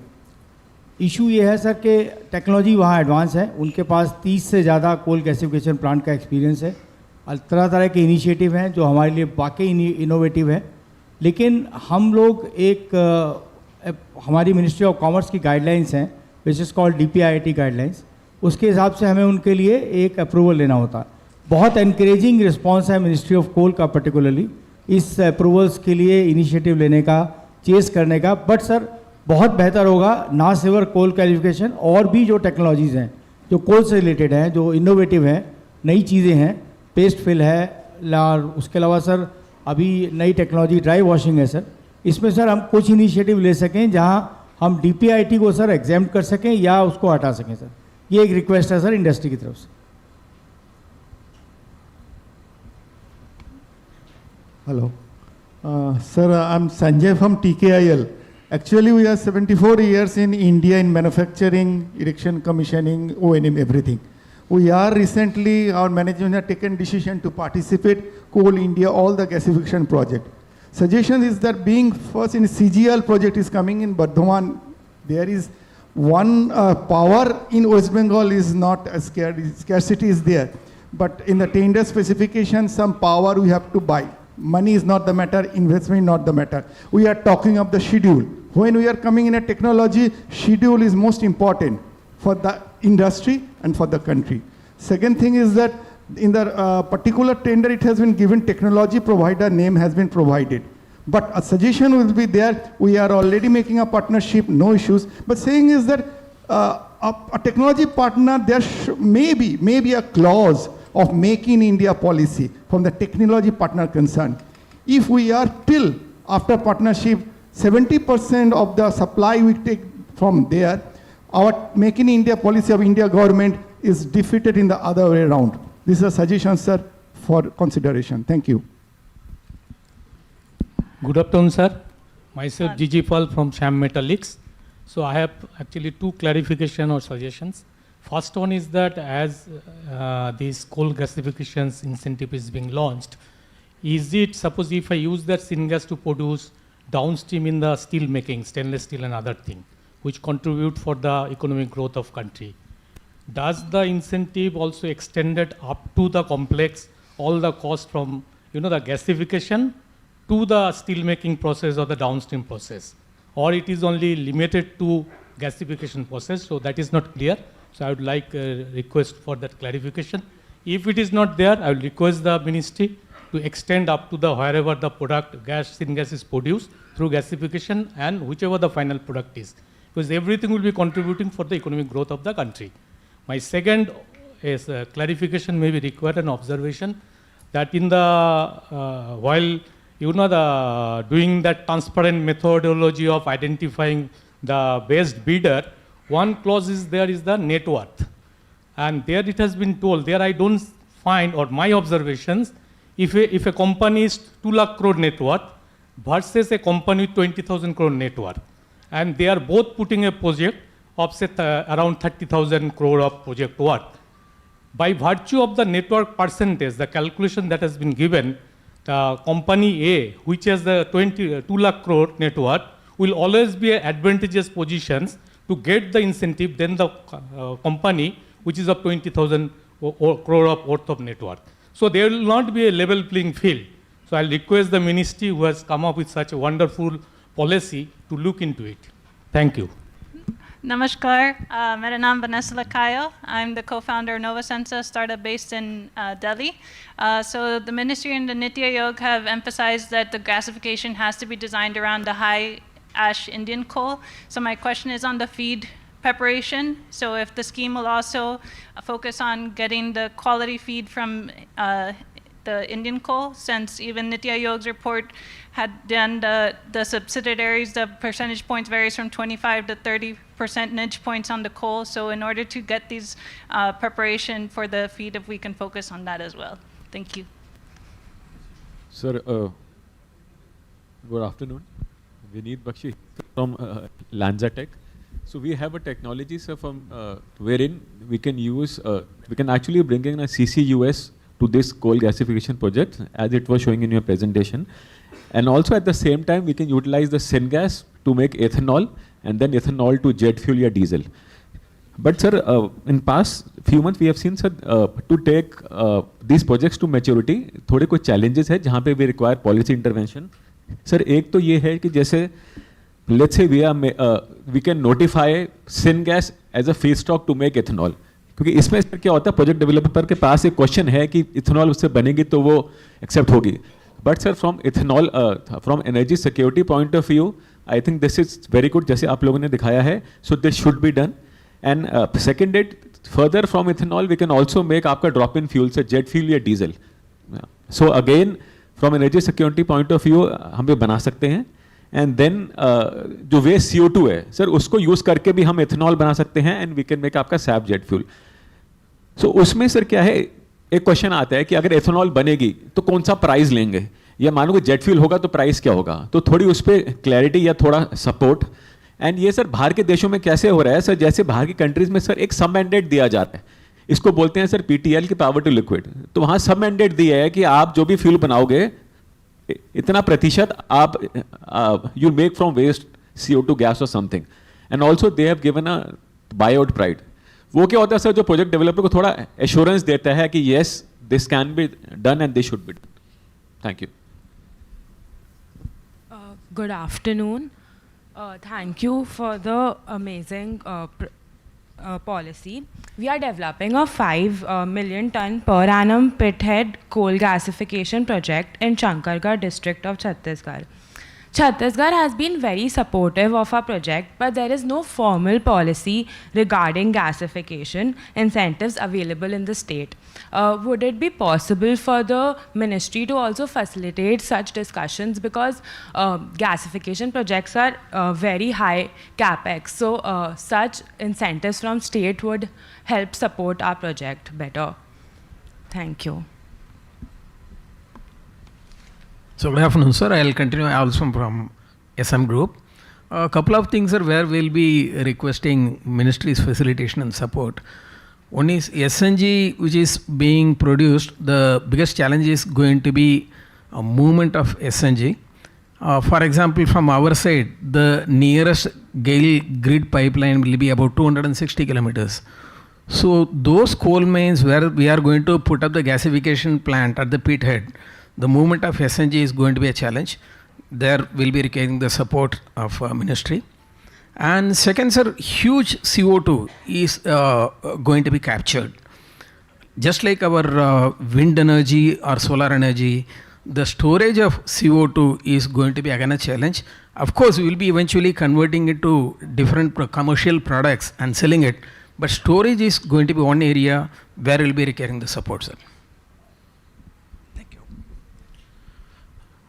Sir, I am CS Azad from Krisak Bharati Cooperative Limited. I am from fertilizer industry and also a farmers cooperative society. So I understand agriculture as well as the need of farmers. And this war has given a good jerk to the whole system. So I really appreciate the initiative taken. Sir, there are various policy. You know, urea is a very policy-driven commodity, and there are incentives and other policies for new projects based on different policies and incentives for gas supplied by GAIL as a pooled gas and some other things. But there is no integrated policy producing urea from coal gasification in totality, sir. So if we see it only as a standalone where the gasified coal gasification and gas is given to this standalone project, that policy is there. But when I want to do in a consortium format or an integrated format where the capital cost is very, very high, and there are other byproducts which are valuable to be taken into consideration, this becomes very difficult for us to judge whether this project is viable or not. So an integrated approach along with fertilizer ministry will really help us. Thank you.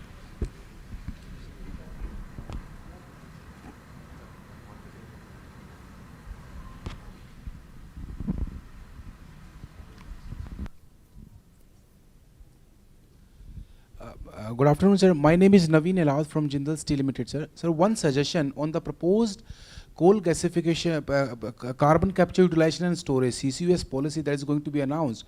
I think it will be great if coal gasification, because the carbon is already captured, so these projects can really take off. So I think if they can include that as a thrust sector or a priority sector, I think that will really help it to integrate with the CCUS. Thank you.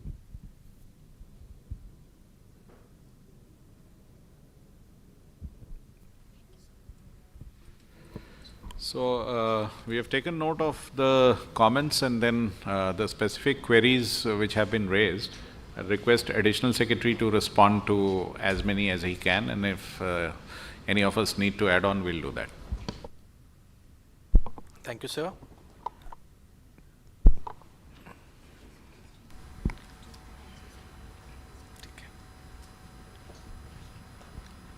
I'll try to answer as many as possible from my side, starting from the first one. The question is about rebate being of 50% to be extended to subsequent tranches. I mean, initially it was 20%, subsequently it became 50%. So we have taken note of it. There's a policy in place, so we have taken note of it. And subsequently, if it falls within the if we can possibly take it up further, we'll take it. We'll try to do it. You talked, and there was a talk about the higher cost of power to coal, which is about 15 to 16 rupees. To reduce that, again, we'll have to take up with the state government. So we just take note of that. One observation was that we have not included lot of products, for example, LNG, propane or such other products which can be produced out of syngas, and they are very important fuels, and they are the ones which can immediately be taken up. In fact, if you see the list, we'll provide you that list.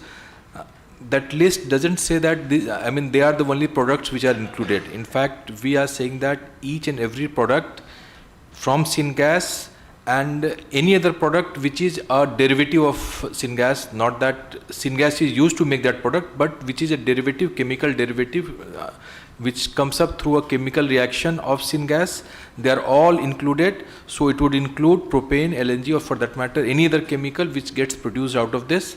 So there is no bar on that, and in case there is a firm which wants to get into that or get some more details on that, we would be happy to explain. One question was regarding how to calculate the coal that is required and different grades of coal. I mean, when we gasify, how much coal would be required? We had engaged with Simfer. Simfer has done an exercise in that, and if you want, we can share that with you. They have done it for all grades of coal from G5 to G15 or G16, I suppose, and for all three technologies, that is fixed bed, fluidized bed, and entrained flow, also for air-blown gasifiers and oxy-blown gasifiers. So an exercise, an elaborate one, has already been done. If you want, we can share with you, or if you want some specific details, I mean, you are welcome. We can give it to you. As regards offtake assurance, ministry is working with different ministries across the government, in the central government, also with the state governments. And in fact, right now we have got officials from ministries which can help in off-taking. So once I finish, I would request if somebody wants to chip in, maybe from fertilizer, maybe from MOPNG or some other ministry who wants to add something to this. So you'll get a feel of a flavor of what we have been doing, and you can hear from them what the offtake assurances are there. But let me assure you that ministry is leaving no stone unturned. We have been working with all the ministries, all the concerned ministries. We have been taking up your issues, but you should know that offtake is primarily your responsibility. It should be you who should ensure, which product to produce and where to sell. As far as this ministry or any other ministry in the central government is concerned, we are all there to help you. There was a talk about a question about disbursement process. In fact, we have in the presentation also we showed that earlier it was in 2 installments, and based on feedback from the stakeholders during different interactions, we have made it a 4-stage process. The first installment would be given only on getting the clearances. That includes getting land, getting environmental clearance, getting this financial closure from the banks or any other relevant closure. Basically, you don't need to spend a lot of money, but still the government pays 25% of the amount in the first go. The next 25% is once the 50% expenditure is done and some equity, 30% of equity is infused. Third installment is on commissioning, and fourth one is 1 year after the commissioning, when you have 50% of the plant running. So we have made the process much simpler compared to the previous one. It has been from 2 to it has become 4, and it is pretty liberal. And this is what we have tried to do. A good suggestion was made about bringing in the syngas, the producer gas operators in the syngas regime. We would welcome that, but again, you need to set up, in fact, a syngas gasifier, not a producer gas gasifier. So for that matter, if anybody is willing to come up in that, in case you need some support from our side, we would do that. As regards DPIT clearances, we have got clearance of one firm, and we have been interacting with DPIT on a regular basis. Any support that is being required by such firms in getting DPIT clearance, we are always there. And it being dispensed with, I'm not in a position to make a comment on that. We have taken up with DPIT and different other forums. But because of pressing needs, they are going to continue. A talk was about dry washing. Yes, we are for it. In fact, most of the projects which are already running, gasification projects which are already running, or those which are going to be set up under the current scheme, they are, in fact, in the past scheme, they are all setting up washeries. One question about getting power in West Bengal for CGIL. I think I didn't get the question. Maybe I'll talk to you subsequently. Also about the Make India policy, we are in for it. Whatever support is required, whatever would be required within the ambit of that policy, we would be for it. A question was raised about if the scheme is applicable only till production of syngas or till the final product. Let me clarify. We would also clarify in the RFP document, it's till the final product. But obviously not, say for example, if you produce iron, say for example, Jindal Steel is doing, so if you produce iron, will give you till DRI stage. Iron will not be included. Similarly, anything that is the final product out of gasification process, we would clearly define in the RFP, but any product till the final product. No, it's not only till syngas, it's till the final product that the support is available. Net worth requirement concern has been raised that people having higher net worth would be preferred. two things which come out very clearly. In fact, the passing score is 40. To get qualified, for passing score is 40. And as of now, we would be happy if, we exhaust this 37,500 crores at the soonest. This situation would come up in the last tranche when we have little money and there are a lot of applications. So if that comes, Mantriji is here, Secretary Sahab and Minister of State, all three are here. We will take it up again with the government, with the cabinet, and we'll get the scheme enhanced. So let me assure you, there is no possibility of a person having higher net worth or a lower net worth getting excluded. The only requirement is you have to score 40 marks in that. And the way the things have been designed, I don't think it would be a big challenge for anybody of you. You ought to have the minimum 20% of net worth as regards the capital cost. That would suffice. And no higher net worth person is going to be preferred in any manner. Quality feed for washing was raised by one of the attendees here. Quality of feed is very, very important, and be it dry washing or wet washing, that is one of the most important requirements as regards our projects. Almost all the projects would require them. So, even dry washes would be promoted. One question was about syngas to ethanol and the price. Again, I didn't get the question properly. Maybe I'll discuss with you subsequently. One suggestion was about extending the facilities, the benefits which are there in Maharashtra and Odisha, similar facilities in Chhattisgarh, where a 5MT project is coming up.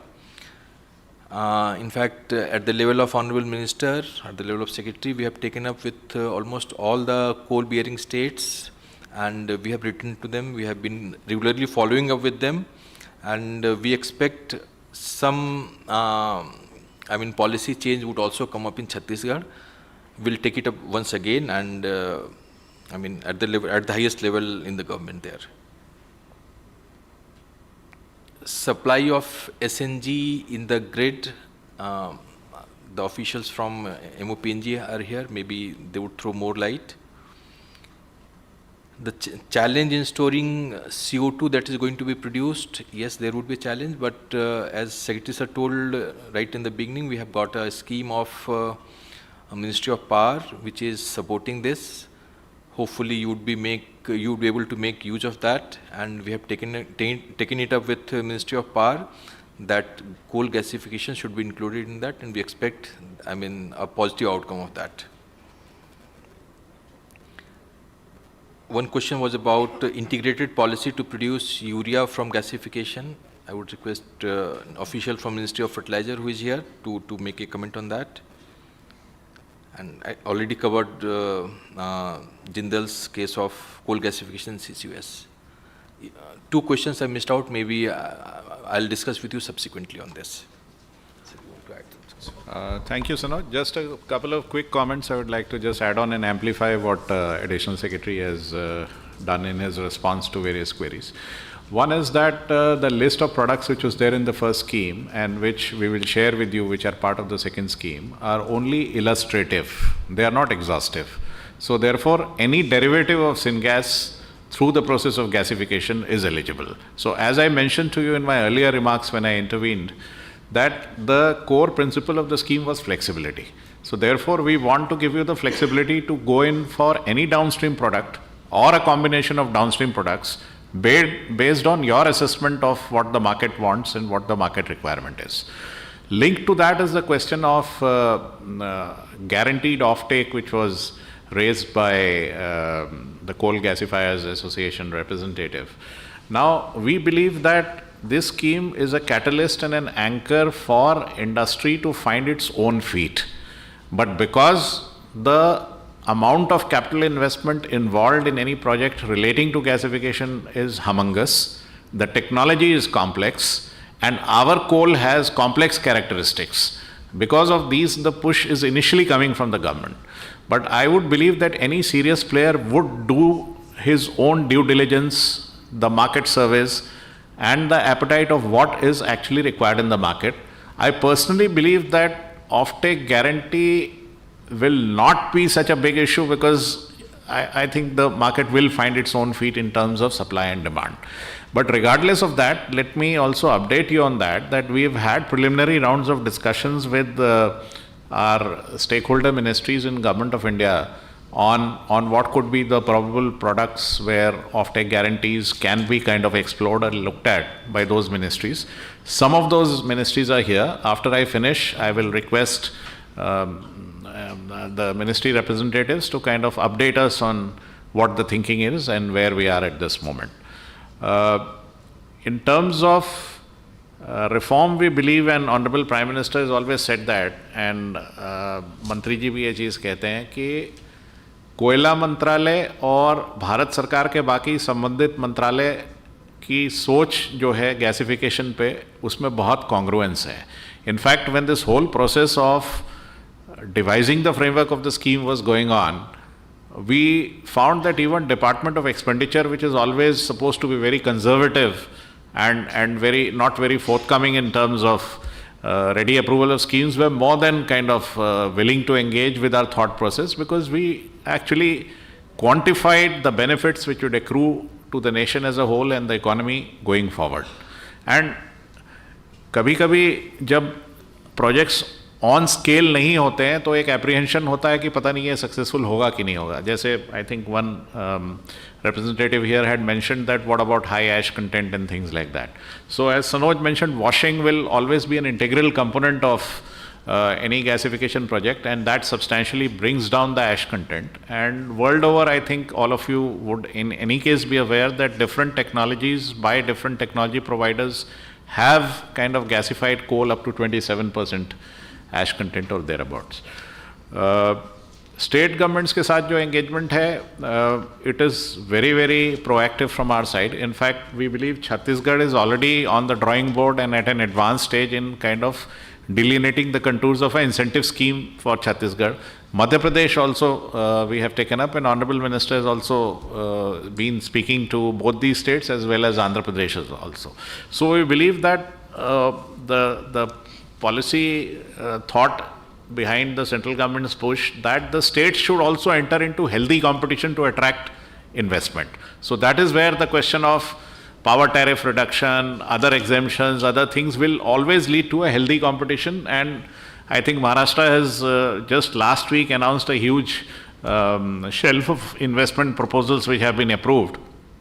And I think these are pointers of the shape of things to come. I think more and more states will keep on joining the bandwagon.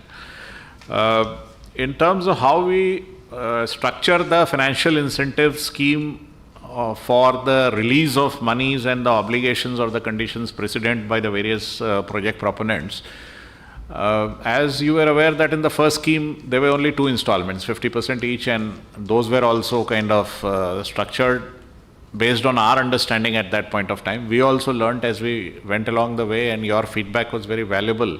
So this time around we have structured it differently, realized the fact, as was mentioned, that there is a lot of upfront capex commitment which is involved. So just to ease out that process, but at the same time in any sensible policy there has to be checks and balances. We want serious players, we want players who can deliver. So therefore there is always a balance to be achieved between protecting the interests of the government, which Finance Ministry or Department of Expenditure would want, and delivery as per the scheduled milestones. As you have seen in Ministry of Coal, Mantri ji ने भी ये चीज़ कही कि जो policy changes हमने किए हैं प्रधानमंत्री जी की अध्यक्षता में 2014 से, और ख़ासतौर से 2020 के बाद जब कमर्शियल कोल माइनिंग पॉलिसी आई है, उसमें जो CBDPA का स्ट्रक्चर आया है, that is one example of how you balance the interests of government with private sector efficiencies. So therefore, the proof of pudding is always in the eating. But there's always room for policy improvement, policy refinement, nuancing of the policy, because there are different elements which come into play at different points of time. मेरा आप लोगों से ये भी आग्रह होगा कि हमारे साथ आपका काफ़ी अच्छा समन्वय रहता है, फीडबैक होता है, आप आते भी हैं, मिलते हैं, सुझाव देते हैं. यही जोर आप राज्य सरकारों के लेवल पे भी लाइए. They should also feel that there is a sense of urgency.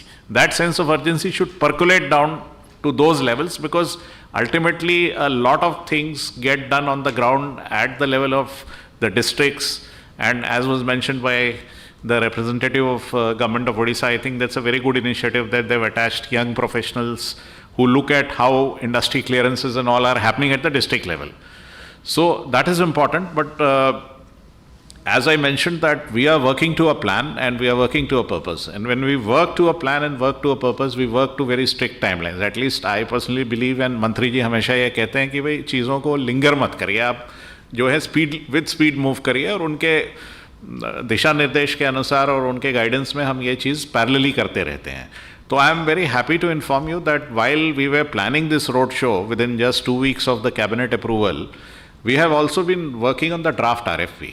So by the end of next week, sir, with your permission, we will be putting up the draft RFP for comments from all of you for a period of 1 week or so.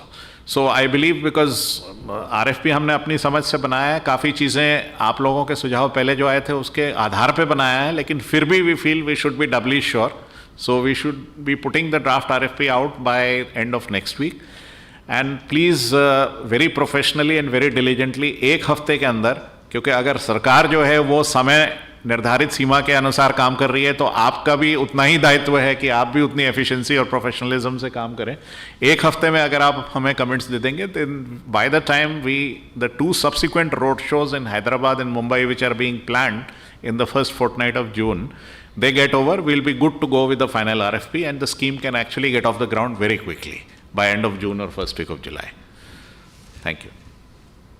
Chairman CIL, you want to add on? अच्छा, दूसरी, before the ministries actually speak, there's one more element which I want to mention, because मंत्री जी ने ये चीज़ जो reform के बारे में कही और रिफॉर्म एक्सप्रेस के बारे में कही, नीति आयोग की हाई लेवल कमेटी विकसित भारत पे जो बनी है, उन्होंने काफ़ी रिफॉर्म ड्राइव किया है. उनके रिकमेंडेशंस हमने मोर और लेस सारे रिकमेंडेशंस इम्प्लीमेंट किए हैं मिनिस्ट्री ऑफ कोल में, एंड बहुत सहयोग हमें पर्यावरण मंत्रालय से भी मिला है, अन्य मंत्रालयों से भी मिला है, जिन्होंने जो भी उनकी भागीदारी थी हम लोगों के प्रायोरिटीज़ में और कमिटमेंट्स में, that has been actually in the spirit of a whole of government approach. But मंत्री जी का ये मानना था और प्रधानमंत्री जी का भी ये कंसर्न था कि हम रिफॉर्म की बात करते हैं, and maybe we are alive to the situation, we have developed a sensitivity for the need for reform and the need for speed in reform. But वही चीज़ जो मंत्रालय के अधीनस्थ कार्यालय हैं, organizations हैं, affiliated हैं, तो maybe there is a need to percolate it down to that level also. So I am very happy to inform all of you that under the guidance of Honorable Minister and leadership of Chairman CIL, CIL is also actively now embarking on certain identified set of reforms in the same manner and same principle which we have done in the ministry, in terms of dividing the reform into short term, medium and long term, and setting specific timelines, sir. तो इसमें करीब 60 ऐसे reforms हैं जो internally वो कर रहे हैं, जिसमें 15-16 रिफॉर्म्स जो हैं वो मंत्रालय मॉनिटर कर रही है, because they are important from the policy point of view. So one important thing why I am mentioning this is because coal gasification के आगे के जो प्रोजेक्ट्स आएंगे, कोयले की जो आवश्यकता होगी, कोयले की गुणवत्ता की जो आवश्यकता होगी, किस टोपोग्राफी या किस ज्योग्राफी से आपको वो कोयला चाहिए, किस माइन से आपको वो कोयला चाहिए, उसमें CIL की भूमिका जो है बहुत अहम रहेगी. So therefore they may have certain policies and certain structures as to how they give coal linkages, but at least for coal gasification CIL themselves will go back to the drawing board and look at how, in the spirit of what central government has done and what the state governments are doing, how they will also design a facilitative framework for any coal gasification project, government or otherwise, which comes into play.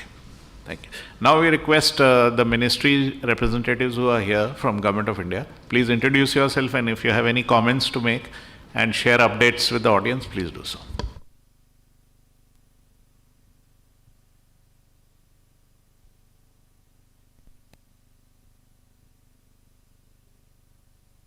Ministry of Fertilizers, Honorable Minister wants you to just update or respond to anything which you want to say. Actually, we are. Actually, we are in the process of making our new policy for coal gasification based urea manufacturing, sir. And we are inching towards that. And within, I think, 1 month, we will be ready for that. So since it is assured procurement business and we are highly dependent upon natural gases, and even on imports, as it is shown in 25% is imported from various countries.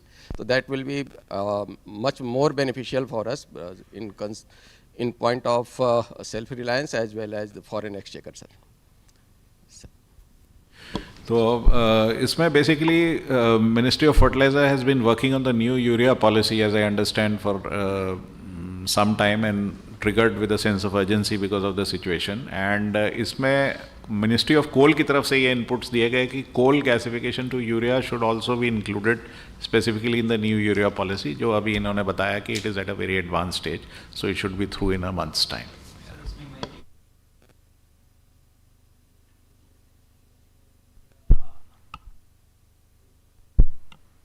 जैसे जो coal gasification में urea है, urea के साथ में फिर उसमें वो हम if we can add ammonium nitrate also, because we consume a lot of ammonium nitrate for our explosives. So अभी जो सिचुएशन है उसमें अमोनियम नाइट्रेट का एक बहुत इंपॉर्टेंट मटेरियल हो गया है हमारे लिए, availability point of view, cost point of view, import export, all those points of view सभी हमारे लिए मतलब एक प्रॉब्लम स्टेटमेंट बन के आया है. अभी तक हम लोग उसको बहुत अच्छे से मैनेज कर रहे हैं कंट्री में, but still there is a scope for making more ammonium nitrate available in the country.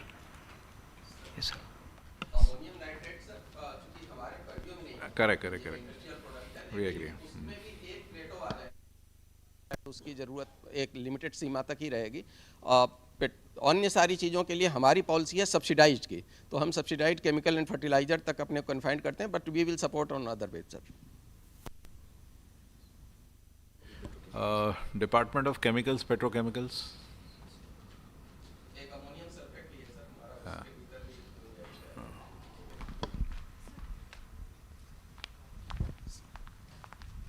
Okay, sir. Actually, the questions that which about the syngas and the derivatives of the syngas up to the last product which you manufacture, which you already clarified, that was my doubt.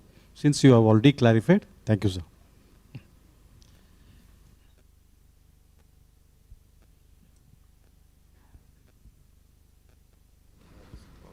Power Ministry.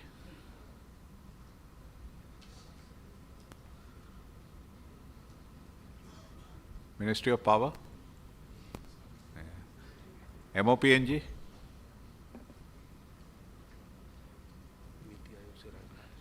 NITI Aayog से Rajnath Ram ji. Hello. So you have already mentioned that Niti Aayog is working on the various reforms initiative. Viksit Bharat is the one. Then another initiative on the non-financial regulatory reforms. So a lot of initiatives have been taken to how to reduce the compliance burden for taking approvals and the various kind of documentations and those processes. So we are working closely with the ministry to bring all those reforms, and sir, we have already sent one set of recommendations in the coal sector. So parallelly, we are working for the other sectors as well. So I think that will also help the industry to feel more comfortable while taking up this coal gasification project, sir. Thank you. Any other ministry representative who's present here?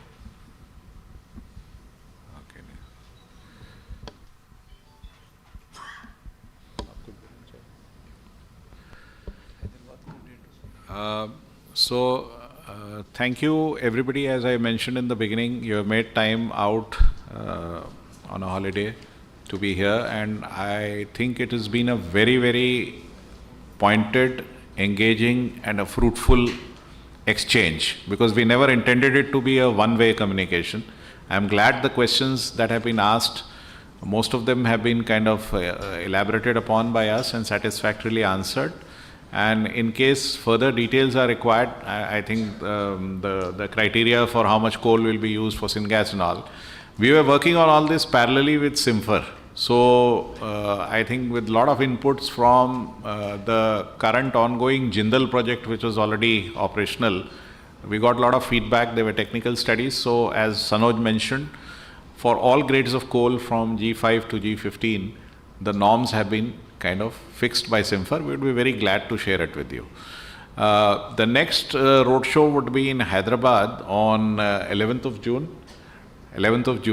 So we would request that please go through the draft RFP by then, because by the end of next week we would be uploading that. And in case you have comments, suggestions, or any clarifications which you need based on the draft RFP, please raise that with us in Hyderabad, and please be our co-partners in working to a plan, and working to a plan within a scheduled time frame, because the nation needs it.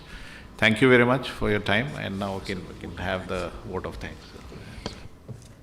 We thank all our distinguished guests for their participation in this interactive Q&A session, and we also thank our dignitaries for their valuable responses.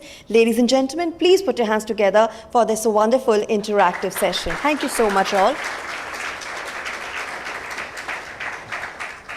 And now I request Shri Alok Kumar Singh Ji, Advisor Projects, Ministry of Coal, to kindly come forward and give away the vote of thanks. Ladies and gentlemen, please put your hands together for Shri Alok Kumar Singh Ji. Thank you.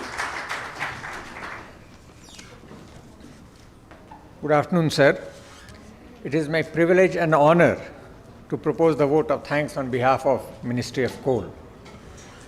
The 37,500 crore scheme for promotion of surface coal and lignite gasification project stands before us today not as an announcement, but as an open invitation to partner, to invest and to build.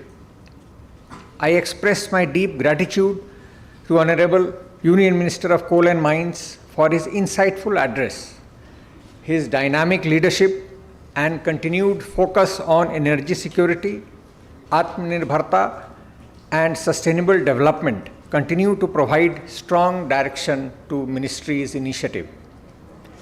His address today reminded us that 450 billion tons of coal and lignite reserves that India has is not merely a fuel.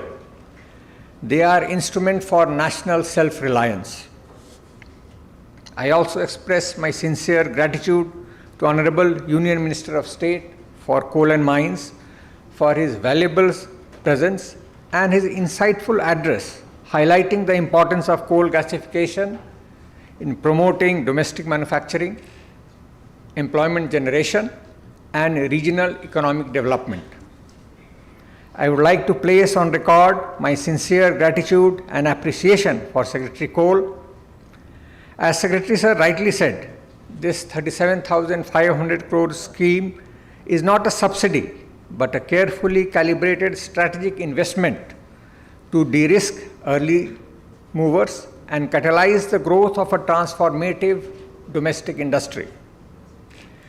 This intervention is expected to unlock capital investment of approximately 3 lakh crores, significantly advancing India's energy security and food security. I would also like to thank Additional Secretary Ministry of Coal for addressing the concerns of stakeholders. His valuable contribution and continued efforts for facilitating and accelerating coal gasification initiatives in the country is remarkable. Special thanks to Chairman Coal India for his presence and for Coal India's unwavering commitment to national gasification endeavor. The 3 projects Coal India has initiated, it has clearly demonstrated that Coal India is not only the biggest coal producer of the country, rather of the world, but it is building in India a coal gasification ecosystem. I express my sincere gratitude and thanks for senior officials from Ministry of Fertilizer, Pathak Saab, Niti Aayog, Ram Saab, Ministry of Steel, DPIIT, and Ministry of External Affairs for their participation and valuable input. I express my gratitude and thanks to officials from Government of Odisha and Government of Maharashtra for presenting the state's policy initiatives for promotion of coal gasification. These initiatives have promoted the development of gasification clusters in these states and are worthy of emulation by other states. I acknowledge the 8 pioneering companies of the earlier scheme who stepped forward when the path was less certain and whose on-ground progress of projects have proven that coal gasification is not a vision on paper. It is an industrial reality taking shape. I express my sincere gratitude to all representatives from central and state government, public sector undertakings, private industry, technology providers, financial institutions, research organizations, and industry associations for their active participation and valuable contribution in today's deliberation.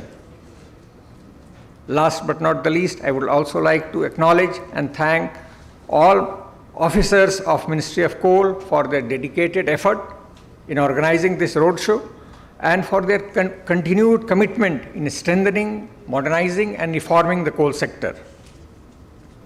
Once again, I thank all dignitaries and participants for their gracious presence and valuable support.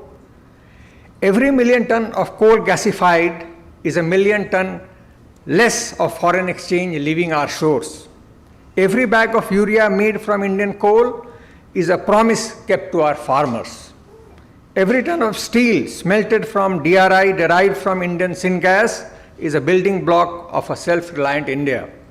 Every cubic meter of synthetic natural gas produced domestically is a flag of Atmanirbharta planted on Indian soil. Thank you.